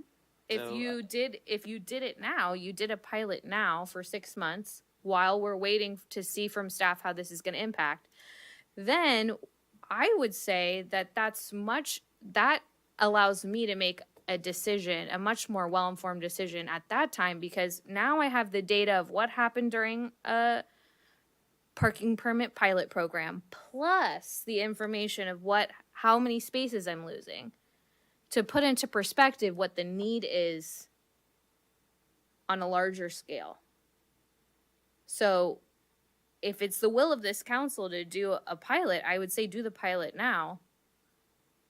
so that when we have the study, we have really all the information needed to make an informed decision, and the community has had 6 months of a pilot program to really come and weigh in when it matters, when we're looking at all of this holistically at once. Before we spend $25,000 or $30,000 on a 2-street pilot program We could do one. or 1 street, what if we actually sent out letters to the residents of those streets Well, yeah. to see if we could get 51% of the people interested before we spend the money or do any sign placing? Totally. And I mean, to me, the signs every 200 feet sound horrific to me. I mean, there's nothing that I hate worse than signs everywhere telling people what they can and can't do that most of the time they ignore anyway. Well, it doesn't feel like Brisbane, right? It feels like San Francisco. It feels like San Francisco where, you know, everybody's the enemy. If we come to Tulare, right, all the residents of Tulare Street and say, we did all the work for you, we came up with the structure, here's how we're going to do it, it's a pilot program, 6 months, not going to cost you anything. Do you want in? And the residents of Tulare Street say no, that'll tell you everything you need to know about how a pilot program is going to go Well, in I don't this think we town. move forward, right? And that's the first thing we have to do. We have to, well, first we have to agree on something. Like, okay, yeah, we'll do this pilot program, and here's the parameters of that program. But the first one is, now what we would send to staff is do the survey and get the information from the residents that live on these 2 streets. Do they want to do this or not? And if they don't, then, okay, then it's moot, and then we just move on to something else. But if they want to do it, then we've given guidance to move forward. Okay, so if we're going to give guidance to staff to contact the residents to see if they want this program or not, and if we can get, so what first we need to decide is what percentage of residents need to say yes? I would say 51%. 1%. 51%, okay. And at that point, we have to say whether it is going to be 1 permit for every licensed driver that has a car. Yeah, I think we start there. Yeah, that works. Okay, Because that's the easiest at a thing. 0 cost to the residents of the pilot program. Yeah, I would say 0 cost. It's only And the only challenge with that, and again, I'm sorry I keep throwing challenges out there, but if you say that we're going to have a permit available for every driver at an address who has a registered vehicle, and you say it's no cost, there's no incentive for them to not apply for a permit. I mean, why wouldn't you apply for one if you can get it for free? The cost of a permit, some people look at that as an obstacle, but if a permit's reasonable and it's $15, $20, even $25, it's less than $5 a month for a parking place. You pay more than that at a meter Well, it's not a parking for an place. hour or two. It's not a It's a parking right place. to park. Oh, it's a right to park. Agreed. But I think also what needs to be clear, if you ask people on Tulare, okay, do 50% of you want this? They're going to say, why are we doing this? Context is everything. That's why I keep saying, just because you live on Tulare doesn't mean you don't have anybody from another street parking there, especially if a lot of other streets start losing parking. They may go, wow, there's a little extra parking there. So I think the context of why now? Why this? What's going on? What prompted this? We need to be clear some context information. Well, I think that we would need to explain that we're doing a pilot program. That would be why now. Well, but I'm talking about the crosswalks because that can But those streets dramatically. That only just have, popped up now. We were already those 2 investigating streets only have 1 crosswalk. No, I understand that, but we've, for many times in discussing this, and I know Karen Kinzer, you've brought it up, that sometimes there's no parking in one place. They go park on another street. It's not as if everybody on Tulare is living on Tulare. Sometimes there's no parking. They're going to park around the corner someplace else. So what are you suggesting? I'm just saying, even if, no matter what we do, I think the context of informing people that there's a new state law that is going to potentially dramatically change parking in Brisbane. And that because of existing conditions and what may come about when that, we're in a rollout stage with the law.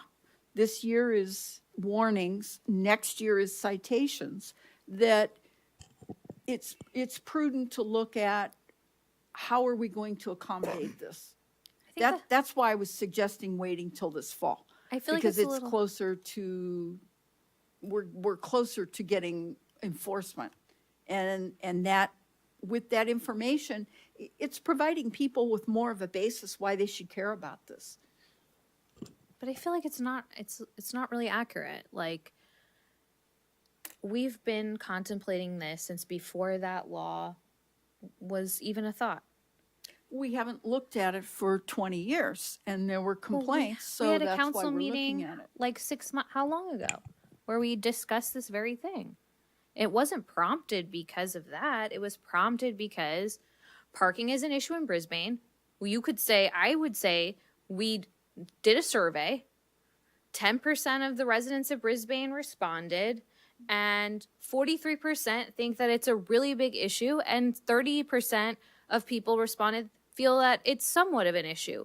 And based on the response of Brisbane residents who have said parking is an issue, we're addressing it because that's what we're hearing from our residents. Forget all the other stuff. Like, that is why we're addressing it, because it's something that our residents bring up all the time. And it's become more, it's become more time sensitive, you could say, because of this new law that's coming out that will further impact parking in Brisbane. And we're choosing Tulare because we know that that's an impacted street that likely has a lot of, that is likely one of the main streets where you have an airport parking problem.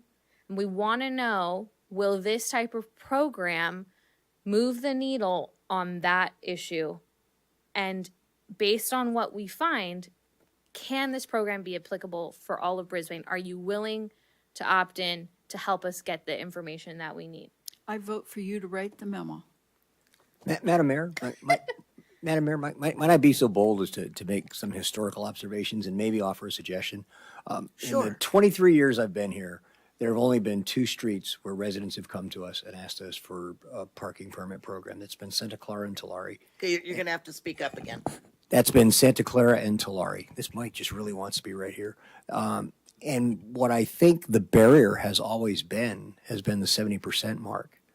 And I'm wondering, as a suggestion for the council, you might consider just simply changing the existing muni code and lower the percentage so the barrier is not so high, and you would thus allow those blocks, those streets, to self-select for themselves as to whether or not they want a parking permit program. Santa Clara is actually, that one's a really hard one too.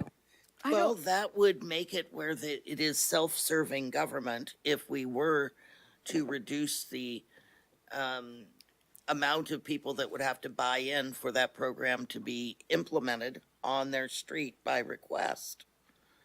I don't think people want to be the one responsible for instituting it. I think that's the problem. I think unless we ask them so that it's not, this one person on our street wants this. But per staff, 2 streets have asked for that. Yes. And they couldn't get 70% or thought that was a barrier. If we remove that barrier, those streets could self-select to do a program. Did you have to reach, was the burden on you guys, they say we want to do this parking permit program, was the burden on the city to then reach out to everyone and say, are you in or are you out? Or did they need to like circulate their own petition and then prove that they had the 70% buy-in? The way it's been done in the past is that we had the requester be the applicant and reach out to the survey. But if the council wanted to change that so that if someone came in and said, hey, I would like to do this, it's relatively easy for us to send out letters to a street. See, And no we one we is could gonna be the do that. requester. Well, That's no, why no one's done it. Like, it's Because such a high I- barrier.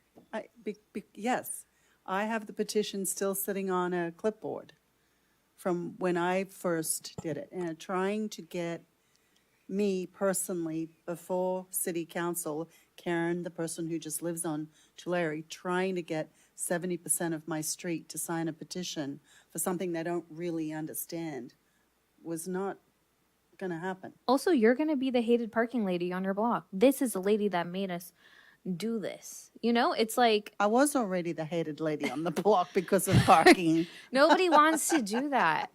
You know, nobody wants to be that person. I'll do it if somebody turns a request into me. I was because trying I'm to hated get a anyway too. consensus. I was trying to get a consensus of what direction we could give to staff. Lower Personally. that lot. I could say that, I mean, I think that's something we could do to lower the percentage to 51%. Personally, I don't think we have the money to throw at a pilot program. Personally, when we're running deficits on our budget, I don't think we have the money to throw at pilot programs of $30,000. But if that's what the council thinks is a good spend of $30,000 to do a pilot program, we need to give them direction on what we want done. I'm hearing 5,000 plus 10,000 to put signs down to Laurie. Sounds like 15. That was one street. I thought. Yeah. I guess I thought you were, I didn't catch, you were saying that you would pay the permit fee. So the company that someone applies online and the company mails a permit, that cost is $15 to $20 per. So are you having- regardless. So that's not Right. the 5. Okay. You can have the resident, the applicant pay that, or council can pay that. They have to pay it no matter. Someone's got to pay per permit. Okay, no, then I would not absorb that. So I'm looking for direction to send to staff on this item, or we could table it until we get feedback from the entire community, Facebook or carrier pigeon, or letters, or however it ends up coming to us. I think that something easy to do would be to give direction to lower that threshold, to write an ordinance to lower that threshold.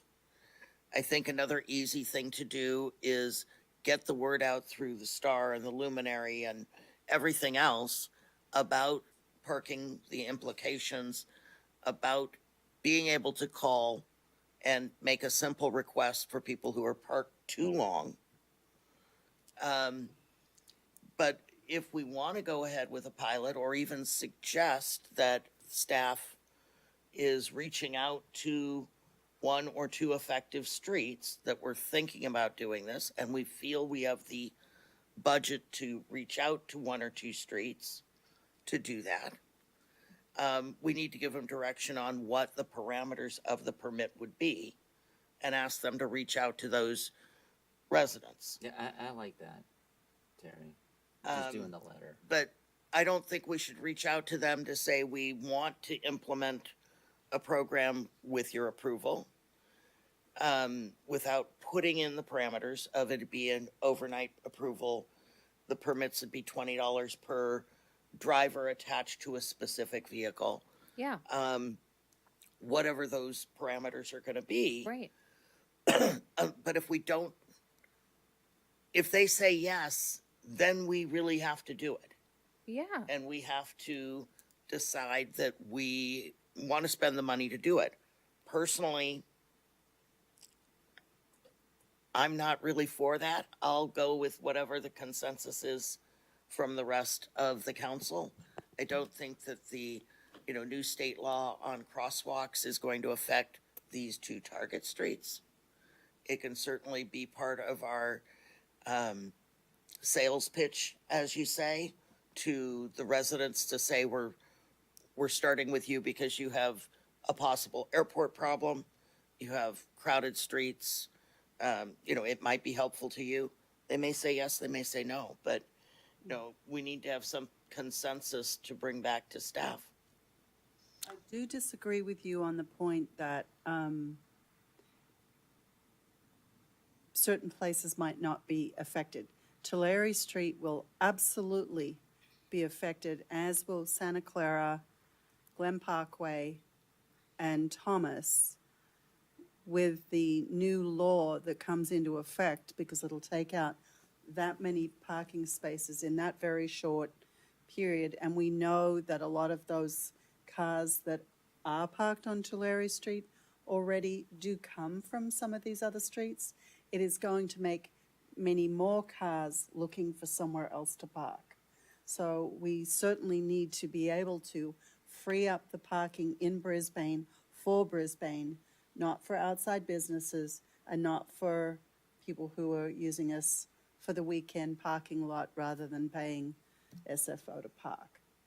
So that new law within a year is going to be even more detrimental to our parking situation, even if nobody else from outside of Brisbane comes here to park. So doing something to test the waters, I think, is a really good idea. If you want to put it off, doesn't matter. We've put it off for how many years now? But we need to get it done, I think, before we lose all of these parking spaces, or we're in a worse situation. I can possibly agree with you on that. One thing that I do have a question on, and maybe it's a discussion with company vehicles. If someone's registering a company vehicle, do they still get a permit for their personal vehicle? When you say one driver's license to one vehicle? No, if you have a work vehicle that just has the nameplate of your company on it, that's your one. Okay. And if it doesn't have a nameplate? Still your one vehicle. One vehicle. So you wouldn't get one for your personal car and one for your work car? Correct. Okay. You would not.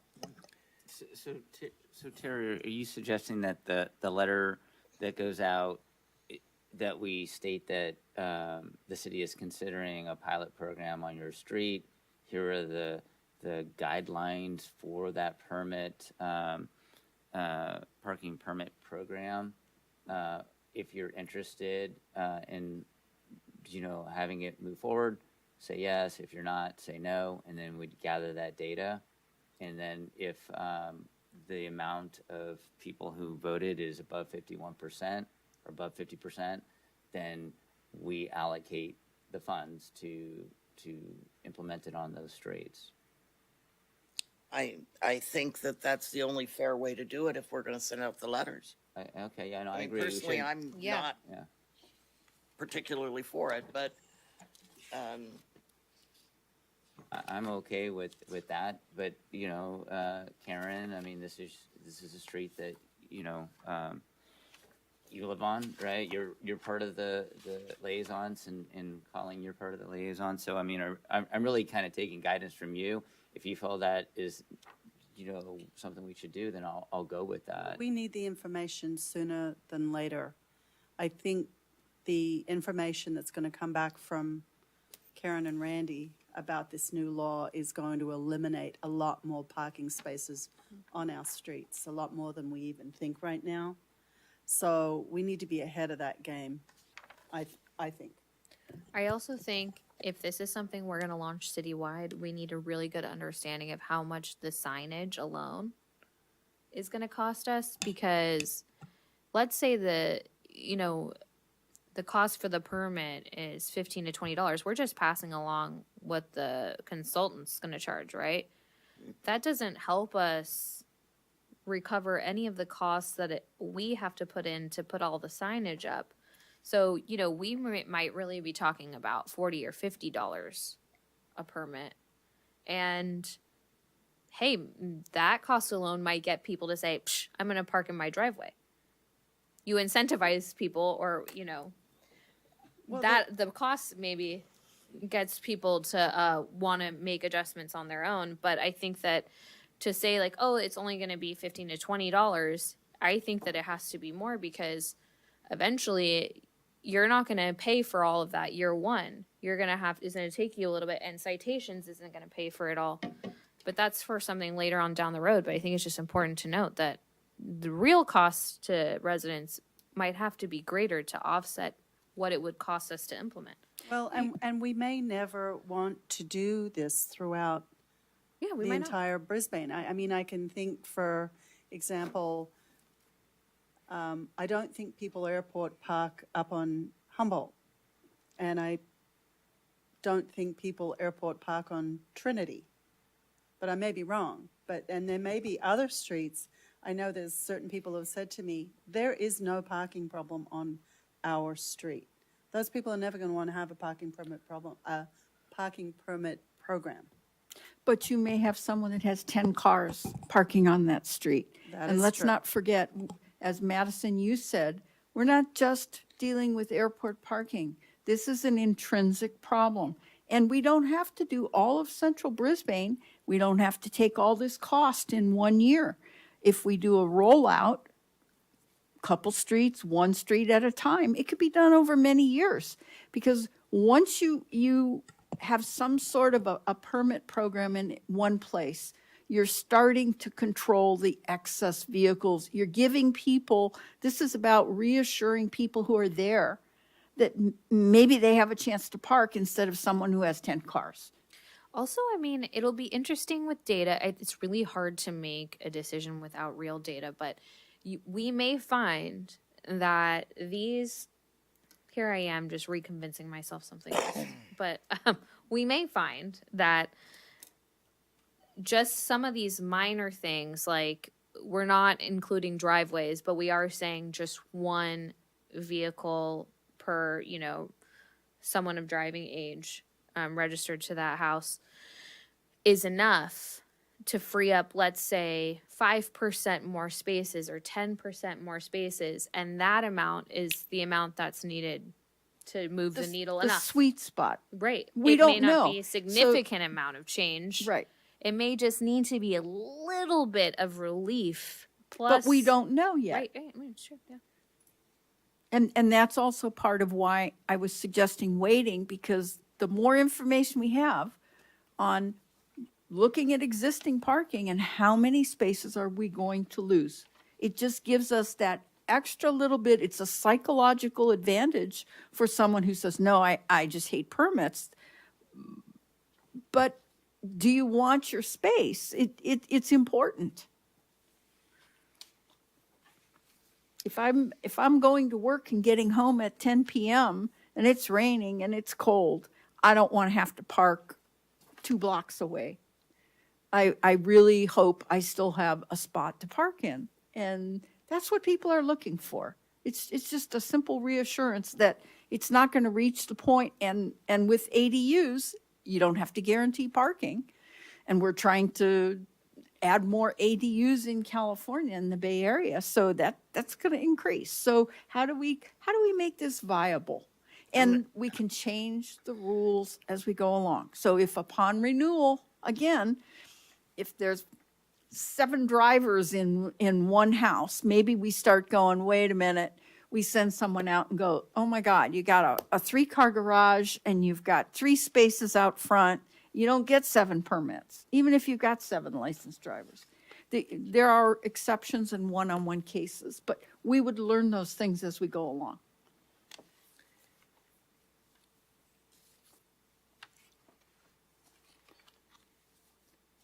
Personally, I think that if staff could draft a letter and we come back to this in 2 weeks or a month, once word has gotten out about this, we can think about what message we want to send and how we want to approach it. We can talk to our constituents, see how they're receptive to this. It's very possible that they'll say, well, it's fine if you do a pilot as long as it's not on my street. But I think that it's something that I'm still not sure I heard direction that we can all coalesce on from the 5 of us sitting here. And we know more about it than we should. Yes. I think the only consensus we really got was dropping the percentage that would be needed by us or an individual to implement a parking permit program would be 51%. So a majority of the households. Now, I don't know if one household votes for the 4 drivers in the household. It's one per household, ma'am. One vote for per residents. So Yes. if you have a house with an ADU or a 10-unit apartment building, that would be 10 votes. Correct. Okay. I mean, these are details. And they're important details, yes. Because, you know, it's going to make a difference when it really comes out in the wash and, you know, what program we try to implement or test.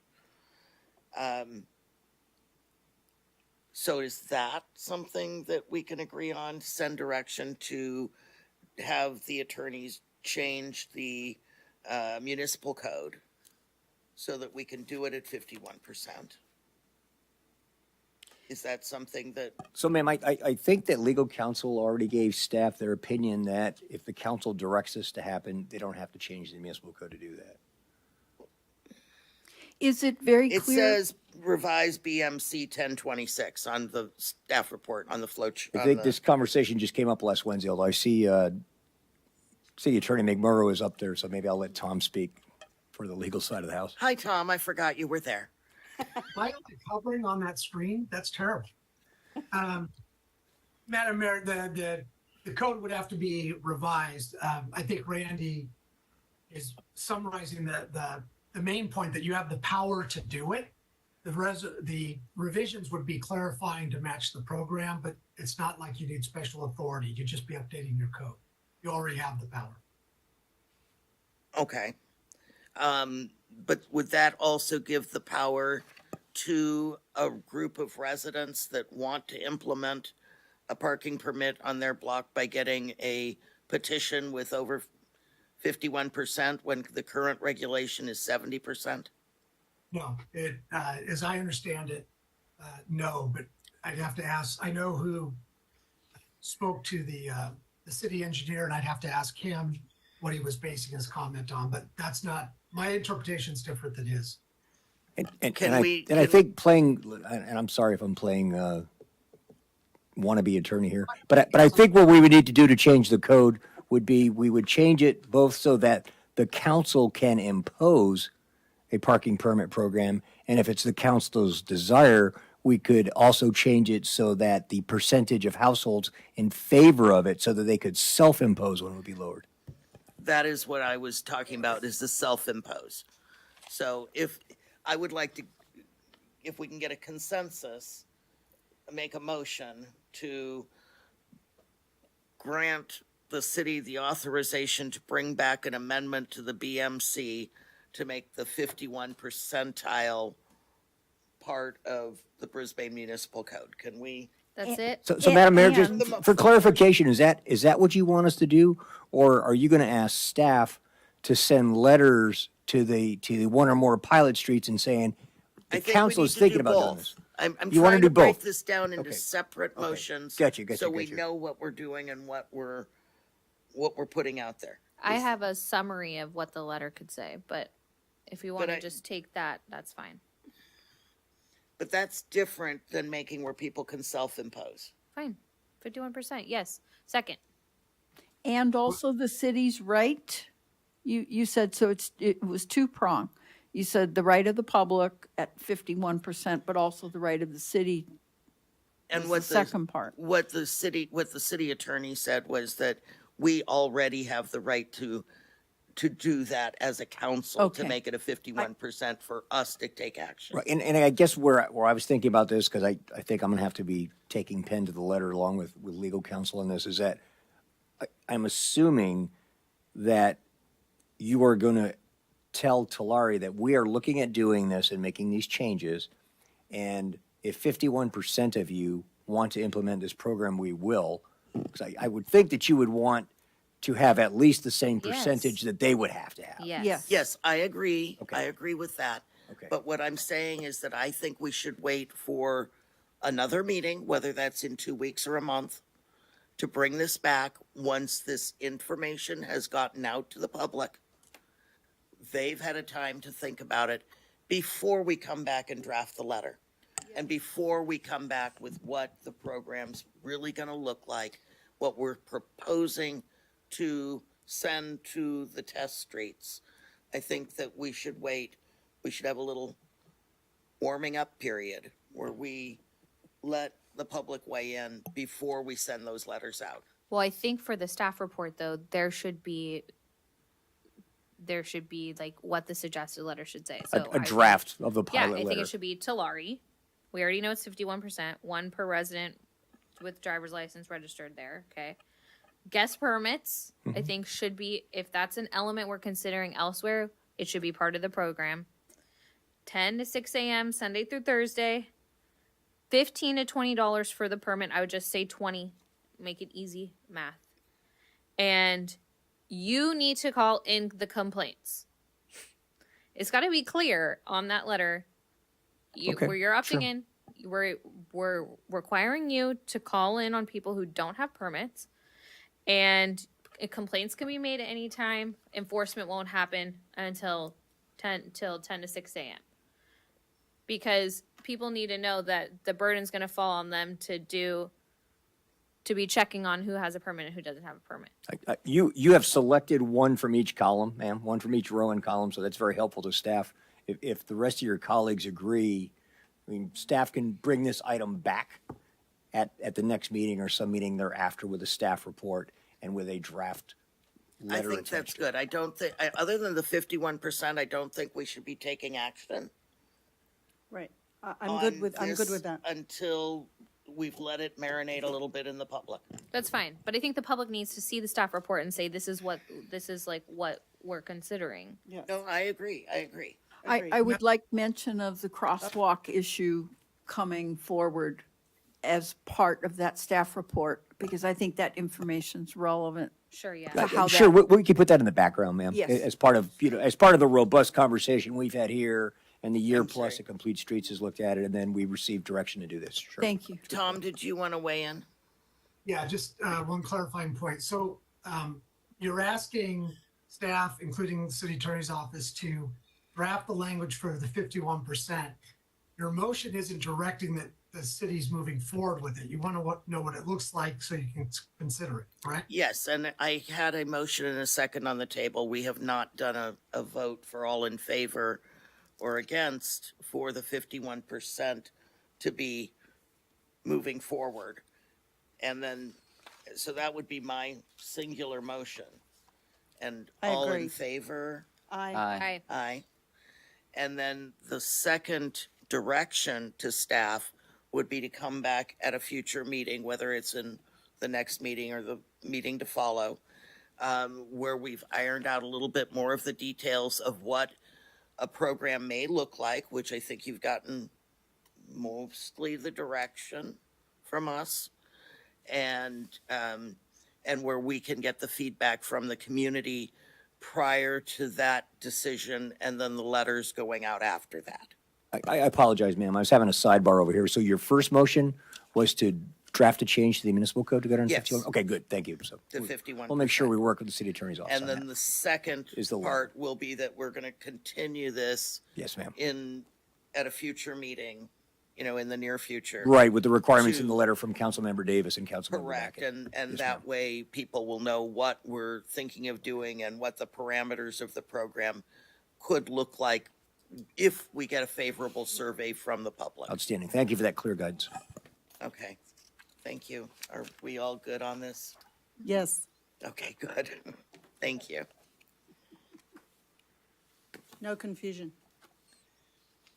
No confusion at all. Okay. 2 hours later. That brings us to staff reports. And can we get the city manager's report on upcoming activities? Thank you, Madam Mayor. I don't quite have the complexity that you just went through, but we'll Thank just God. kind of update you on a couple of different items that you've been working on and the city staff has been working on over the past year.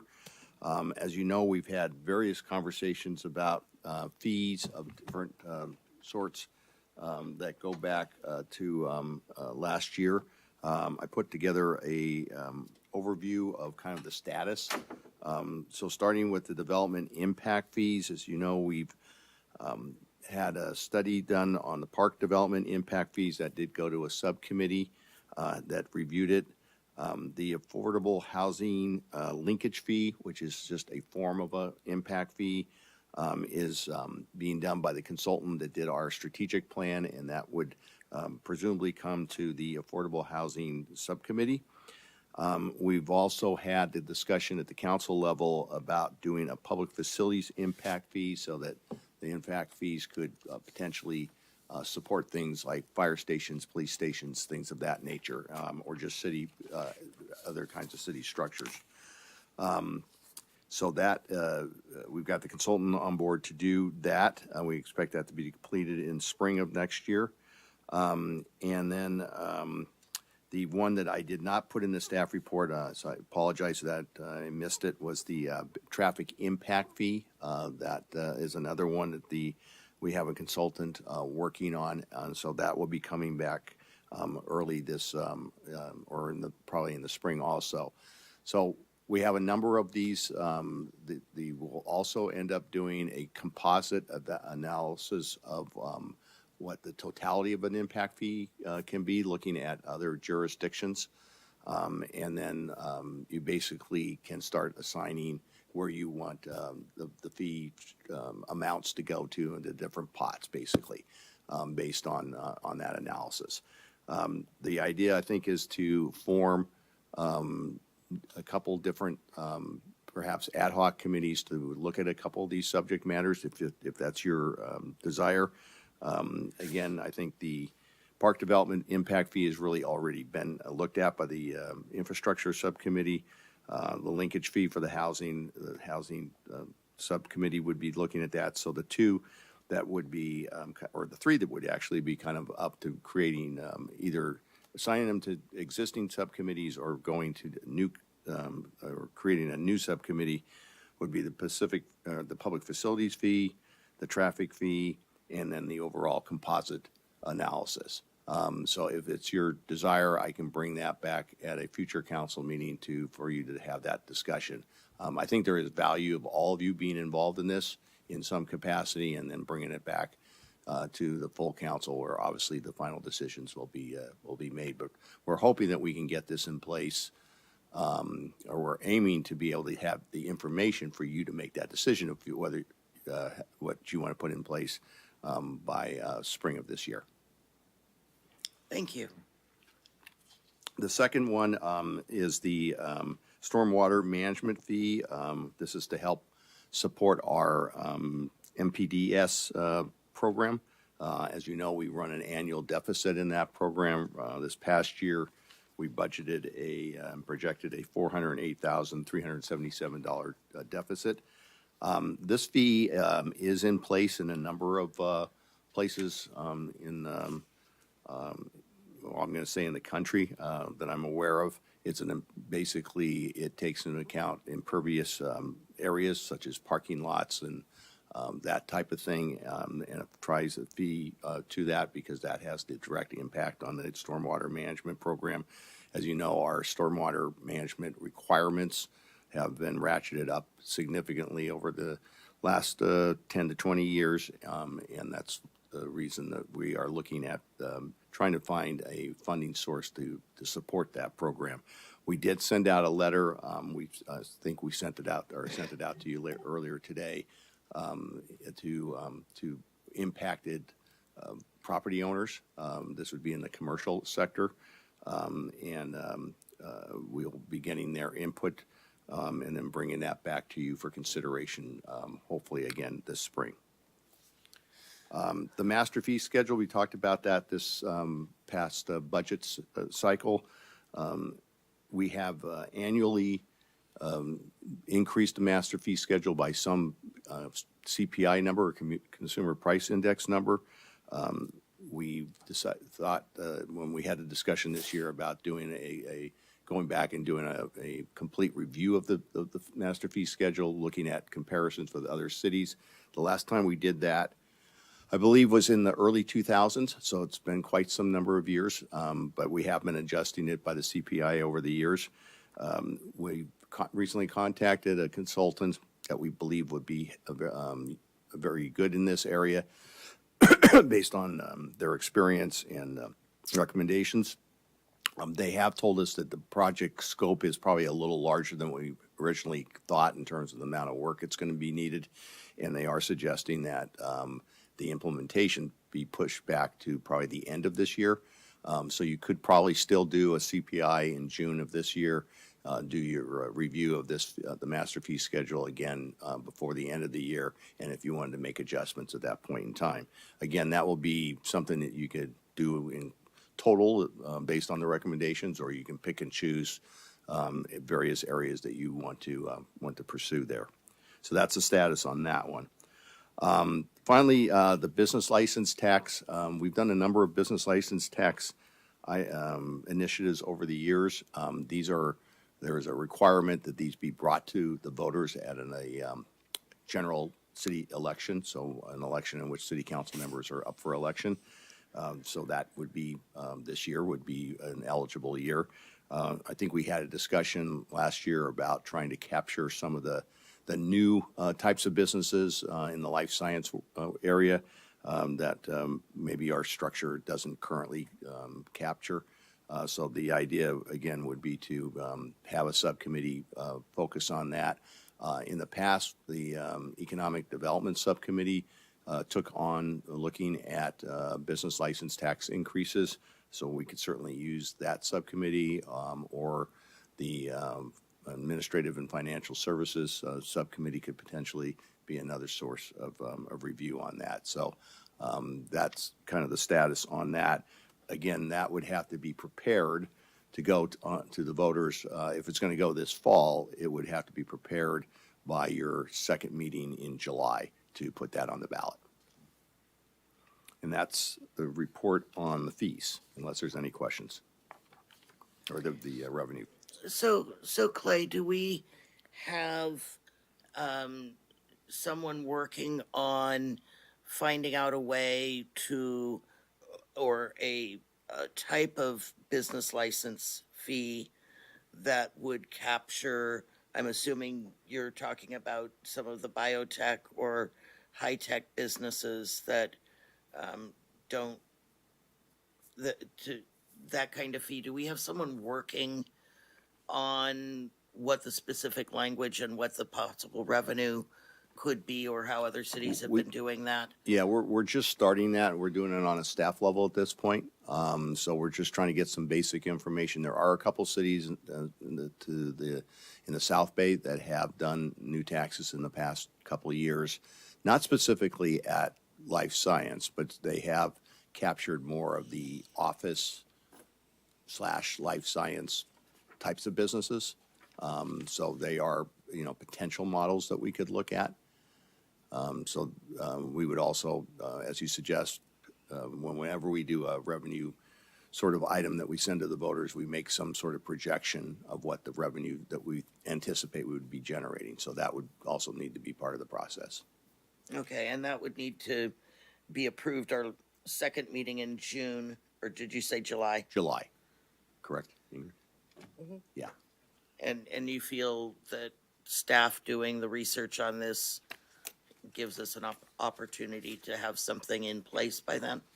Or ready if we were to decide to go forward? Yeah, I mean, I think we need on a staff level to kind of make that judgment fairly quickly if we need some outside help. So at the moment, we're the initial discussions, we can certainly model a couple of the cities that we've seen, but we may want to bring somebody on to help us look at some of the issues there. So I'm still kind of working through whether I need a consultant or not. Otherwise, we'd have to wait to another election year, so it'd be a 2-year right. Yeah. lag time for trying to capture that revenue. Right. Okay, thank you.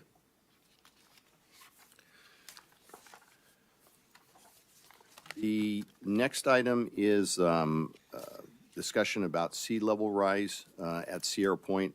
As you know, we had a fairly robust discussion at the council level about the need for, I just realized that we put down seal level, not sea level. So I apologize for that.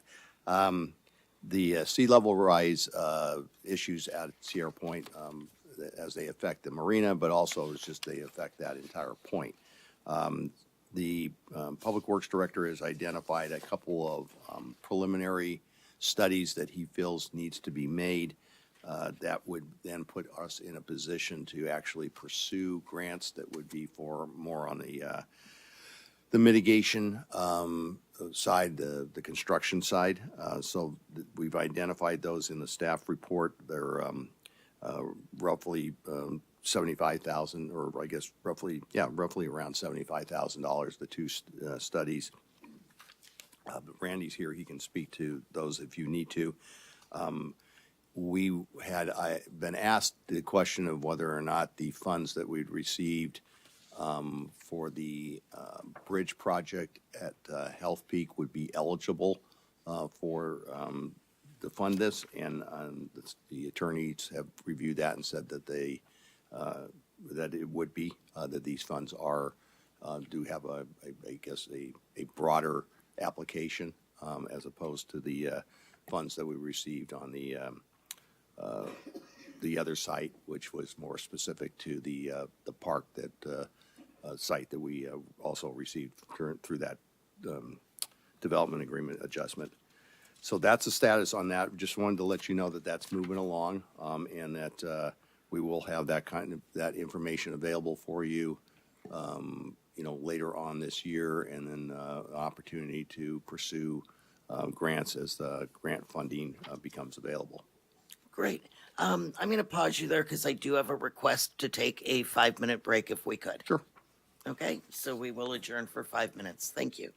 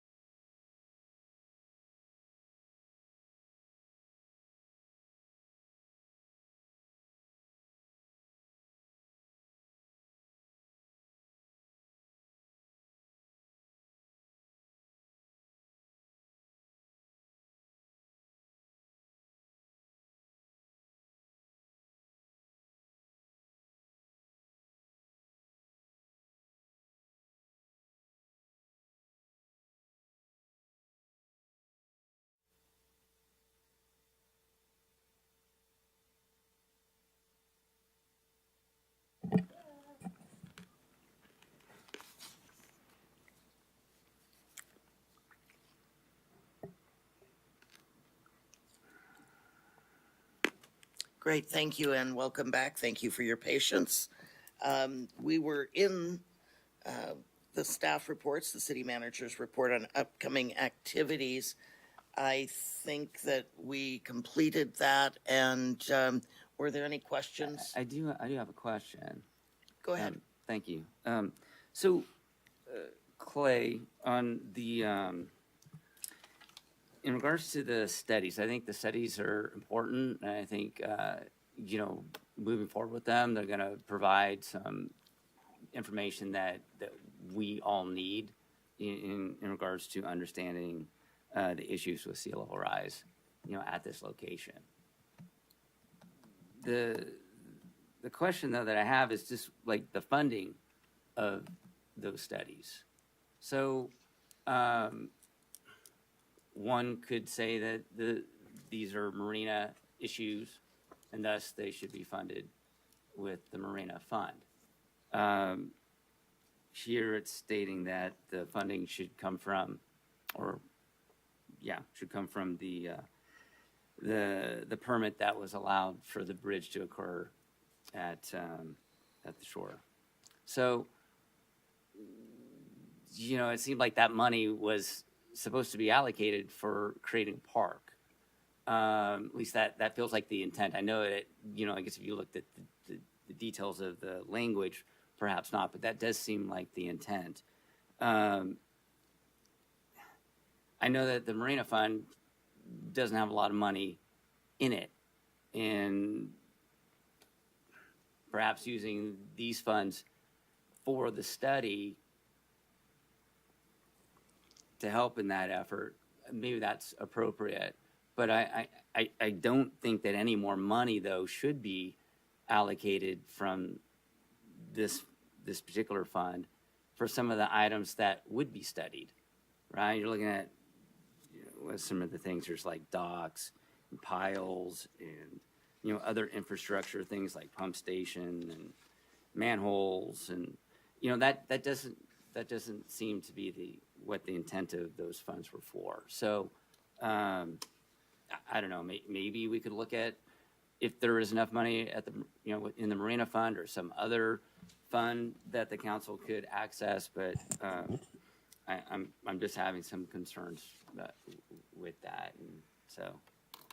Before the break, did you say that you talked to Health Peak and told them that we would like to use the funds for this, and were they okay with No, that? we talked to the city attorney. Oh. The city attorney gave us direction, city attorney's office gave us direction that these funds are eligible for this use.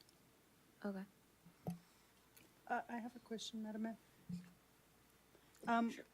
Clay, relative to anything that happens out at Sierra Point, BCDC is not going to allow us to do anything out there unless we address sea level rise first. Is that correct? I don't feel comfortable making that blanket of a statement. I don't know about you, Randy. Well, it's a difficult question. Right now, BCDC's jurisdiction is within 100 feet of the high water mark. That's where it stops and ends. Certainly, we're not going to be eligible for grants. That is if we wanted to get grants for certain things, right? Sure, we couldn't without demonstrating that we need the grants. Yes, ma'am, and that's the conversation we had about this, and that's why council directed staff to look at ways to fund these reports so that we could get the information we need, we could get future grants. My recollection was that the concern we had, that the council had, was that there was some effort to plan the park, the master park out there, but we couldn't delineate where the eastern boundary of that park would be because we didn't know where the marina facilities would be relocated westerly.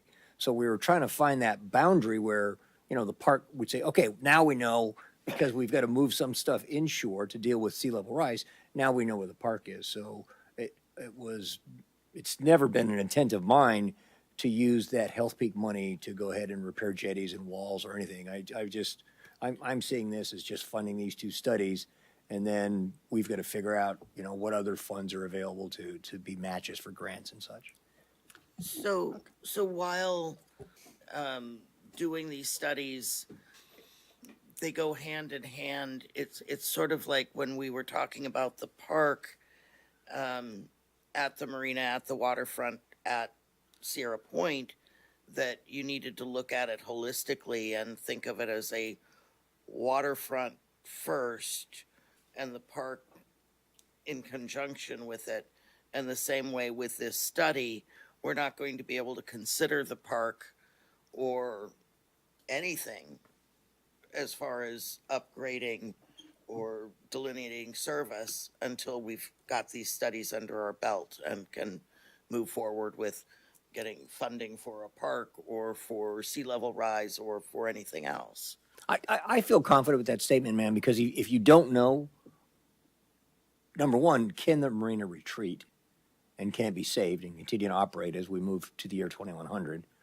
And if it's going to move, but you plan the park first, and then all of a sudden you realize, okay, let's say we plan the park tomorrow and build it tomorrow. And then in 20 years, we realize we've got to move the marina. Well, the marina doesn't have a place to move to. The headwalks don't have a place to go to. The utility lines that serve it don't have a place to go to because now you're in a park that's already been designed with certain structures. So that's the conflict staff's trying to avoid. Madam Mayor, I have a question, if I could, please. Sure. Randy, on the second contract, Yes, ma'am.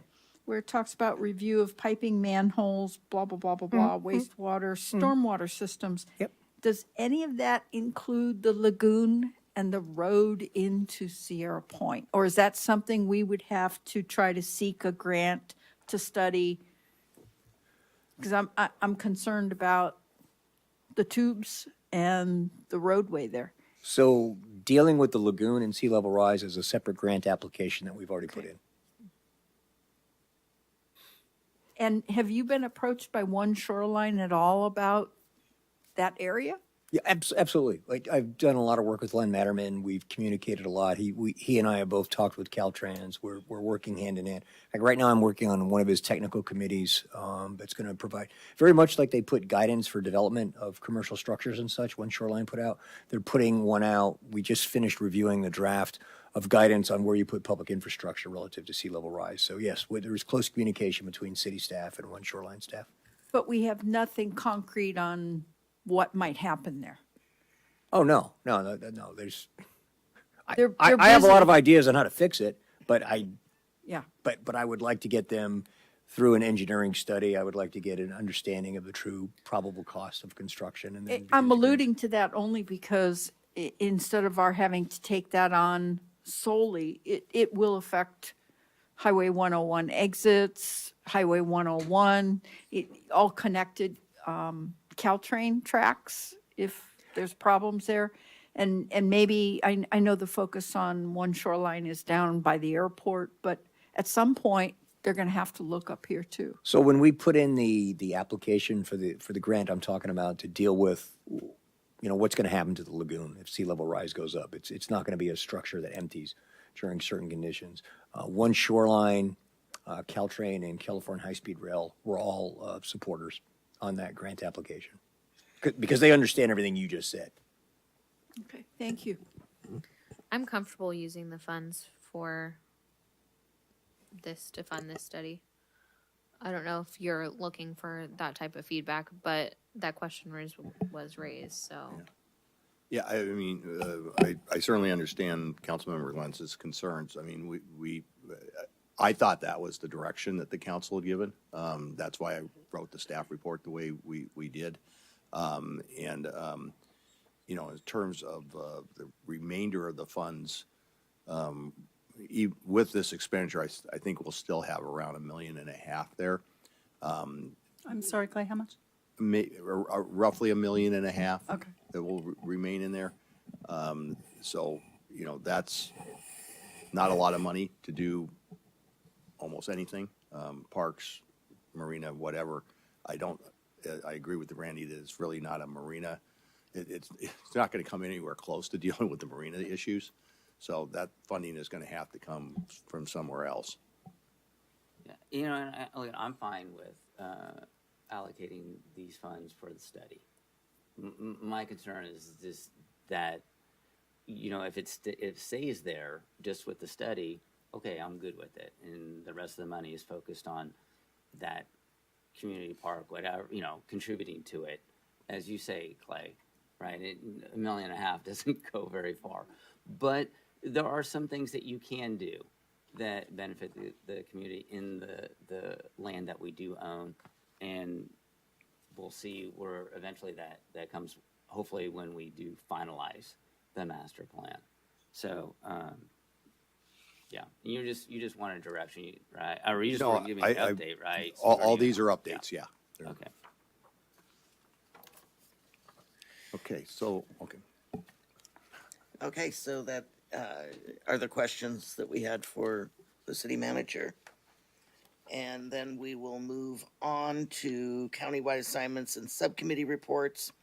One thing on our agenda is the creation of the city charter review election options subcommittee and assigning 2 council members to the subcommittee. This is in reference to looking at how elections are performed, whether being a general law city or a charter city is going to be in the best interest.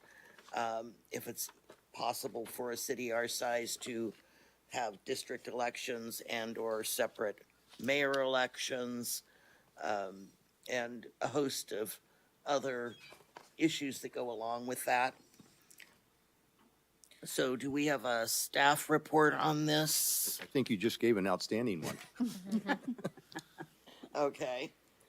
Does the council have any questions about what this subcommittee would be doing? No, I know that Councilmember Lentz and I both expressed interest in working on this together. Happy to do that. I just, I was kind of reflecting on the conversation. I don't know, when these changes would be implemented, like how soon, if we did want to move. And I don't know if we should take that into consideration of who should work on it. So like if this is something we think we would try to, like term limits, for example, we would try to implement that with the next election.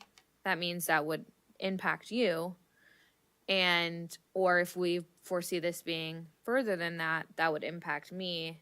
And would the council prefer the election that this impacts to not be on the subcommittee? I don't know if that's something that we should consider. I mean, we all have a vote on it at the end of the day, and we're just exploring it through the ad hoc, but. Yeah. I don't think the term limit thing goes in, I don't think you could do retroactive, right? Yeah, so I don't think that would be, You'd have to, as I understand it, anything dealing with term limits would be prospective. And Okay. you would all actually start fresh in that process. I mean, I believe that's the way it's done in other cities.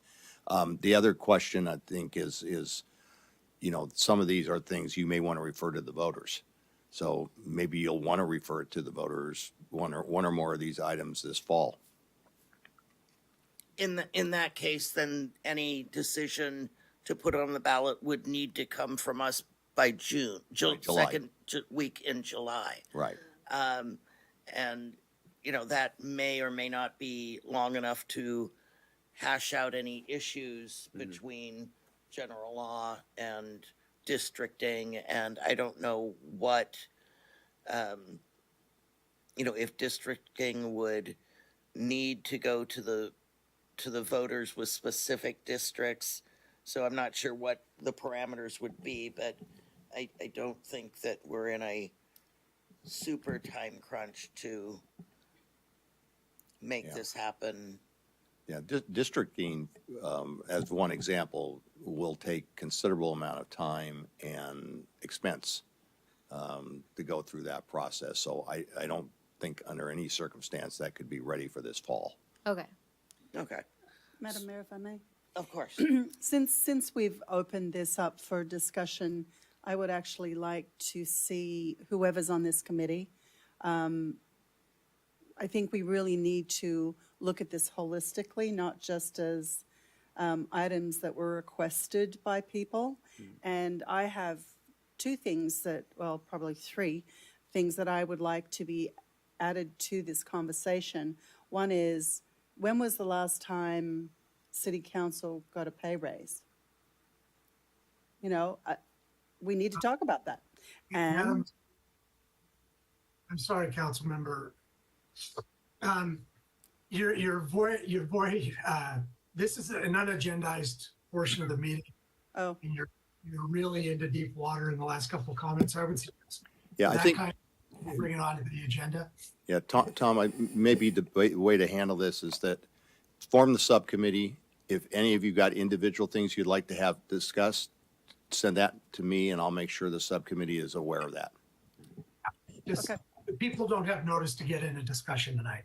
Well, I'll work on the subcommittee, but if you Yeah, no, I'd really like want to work with- on the Yeah, subcommittee. I'd like to work with it. Well, I'm If saying you a Karen, because she has a list of items. If no, you would prefer. I'll just send my list of items. Okay.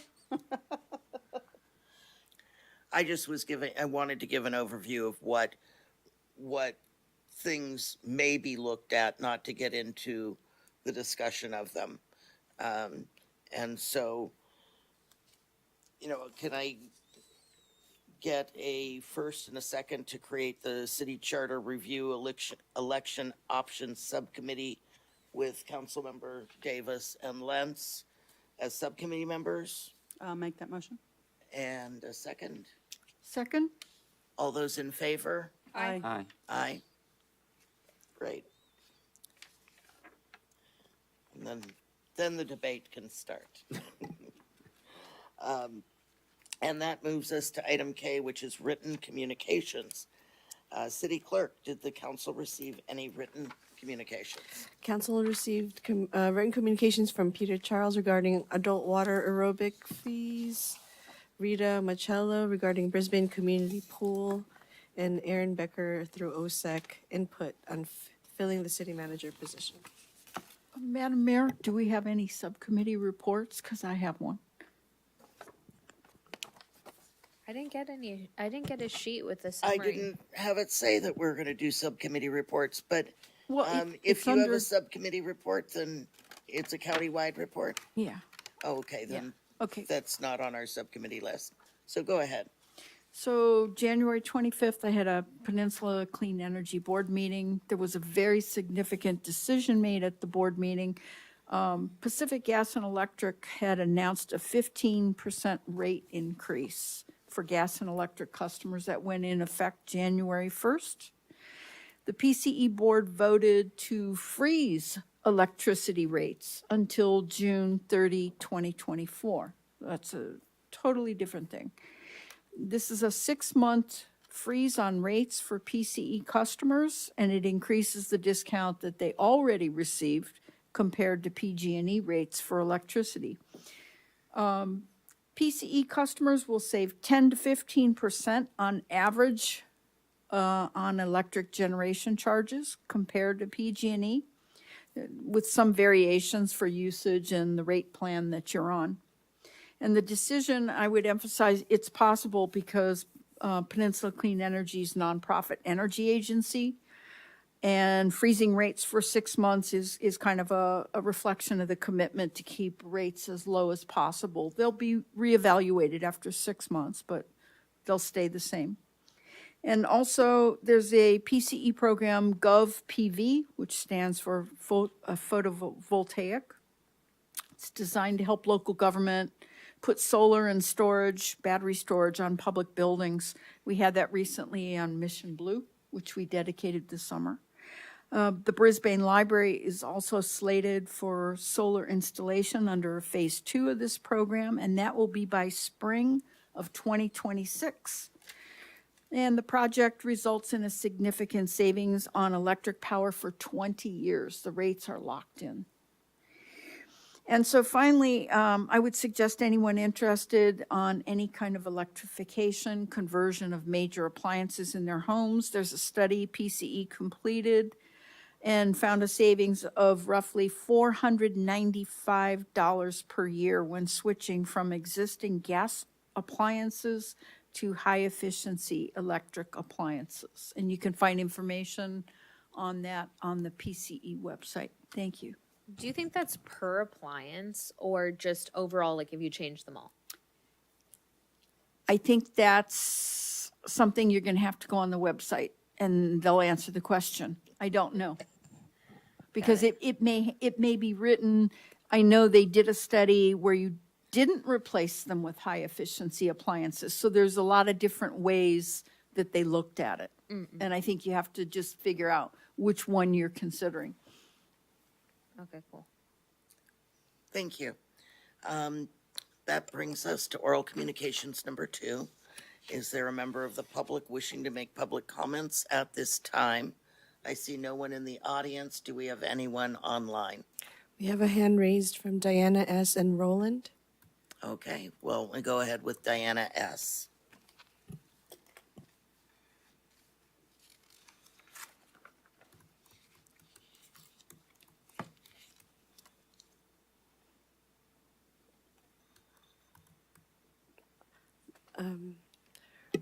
It looks like Diana S.'s hand is no longer raised. We have Roland.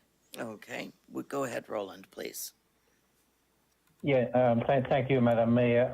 I actually wanted to comment on the Charter Subcommittee. Is this an appropriate time to do that? I'm sorry, you wanted to comment on the charter? Subcommittee, yes. Well, that's an item that is on the agenda, so I'm not sure that would be an appropriate time to talk about that. My hand was up while you were discussing it, but I was not called. I can't hear the question, Madam Mayor. I'm sorry. He wanted to make a comment about our discussion on creating this ad hoc subcommittee. Given that I didn't cut it off a little earlier, if you want to make a quick comment, Roland, that's fine, but the council won't be prepared to respond. Absolutely. It's very quick. My recommendation is that the subcommittee consider appointing a charter commission with, residents of the city, and then, present them with, the exact set of options that you discussed, the districting, term limit, pay raises, etc. And that basically the commission go at it with, regular reports back to council and take it from there. Thank you. Thank you, Roland. Are there any other members of the public wishing to speak? There are none, Madam Mayor. Okay, seeing no hands raised, I will declare the meeting adjourned at 10:22.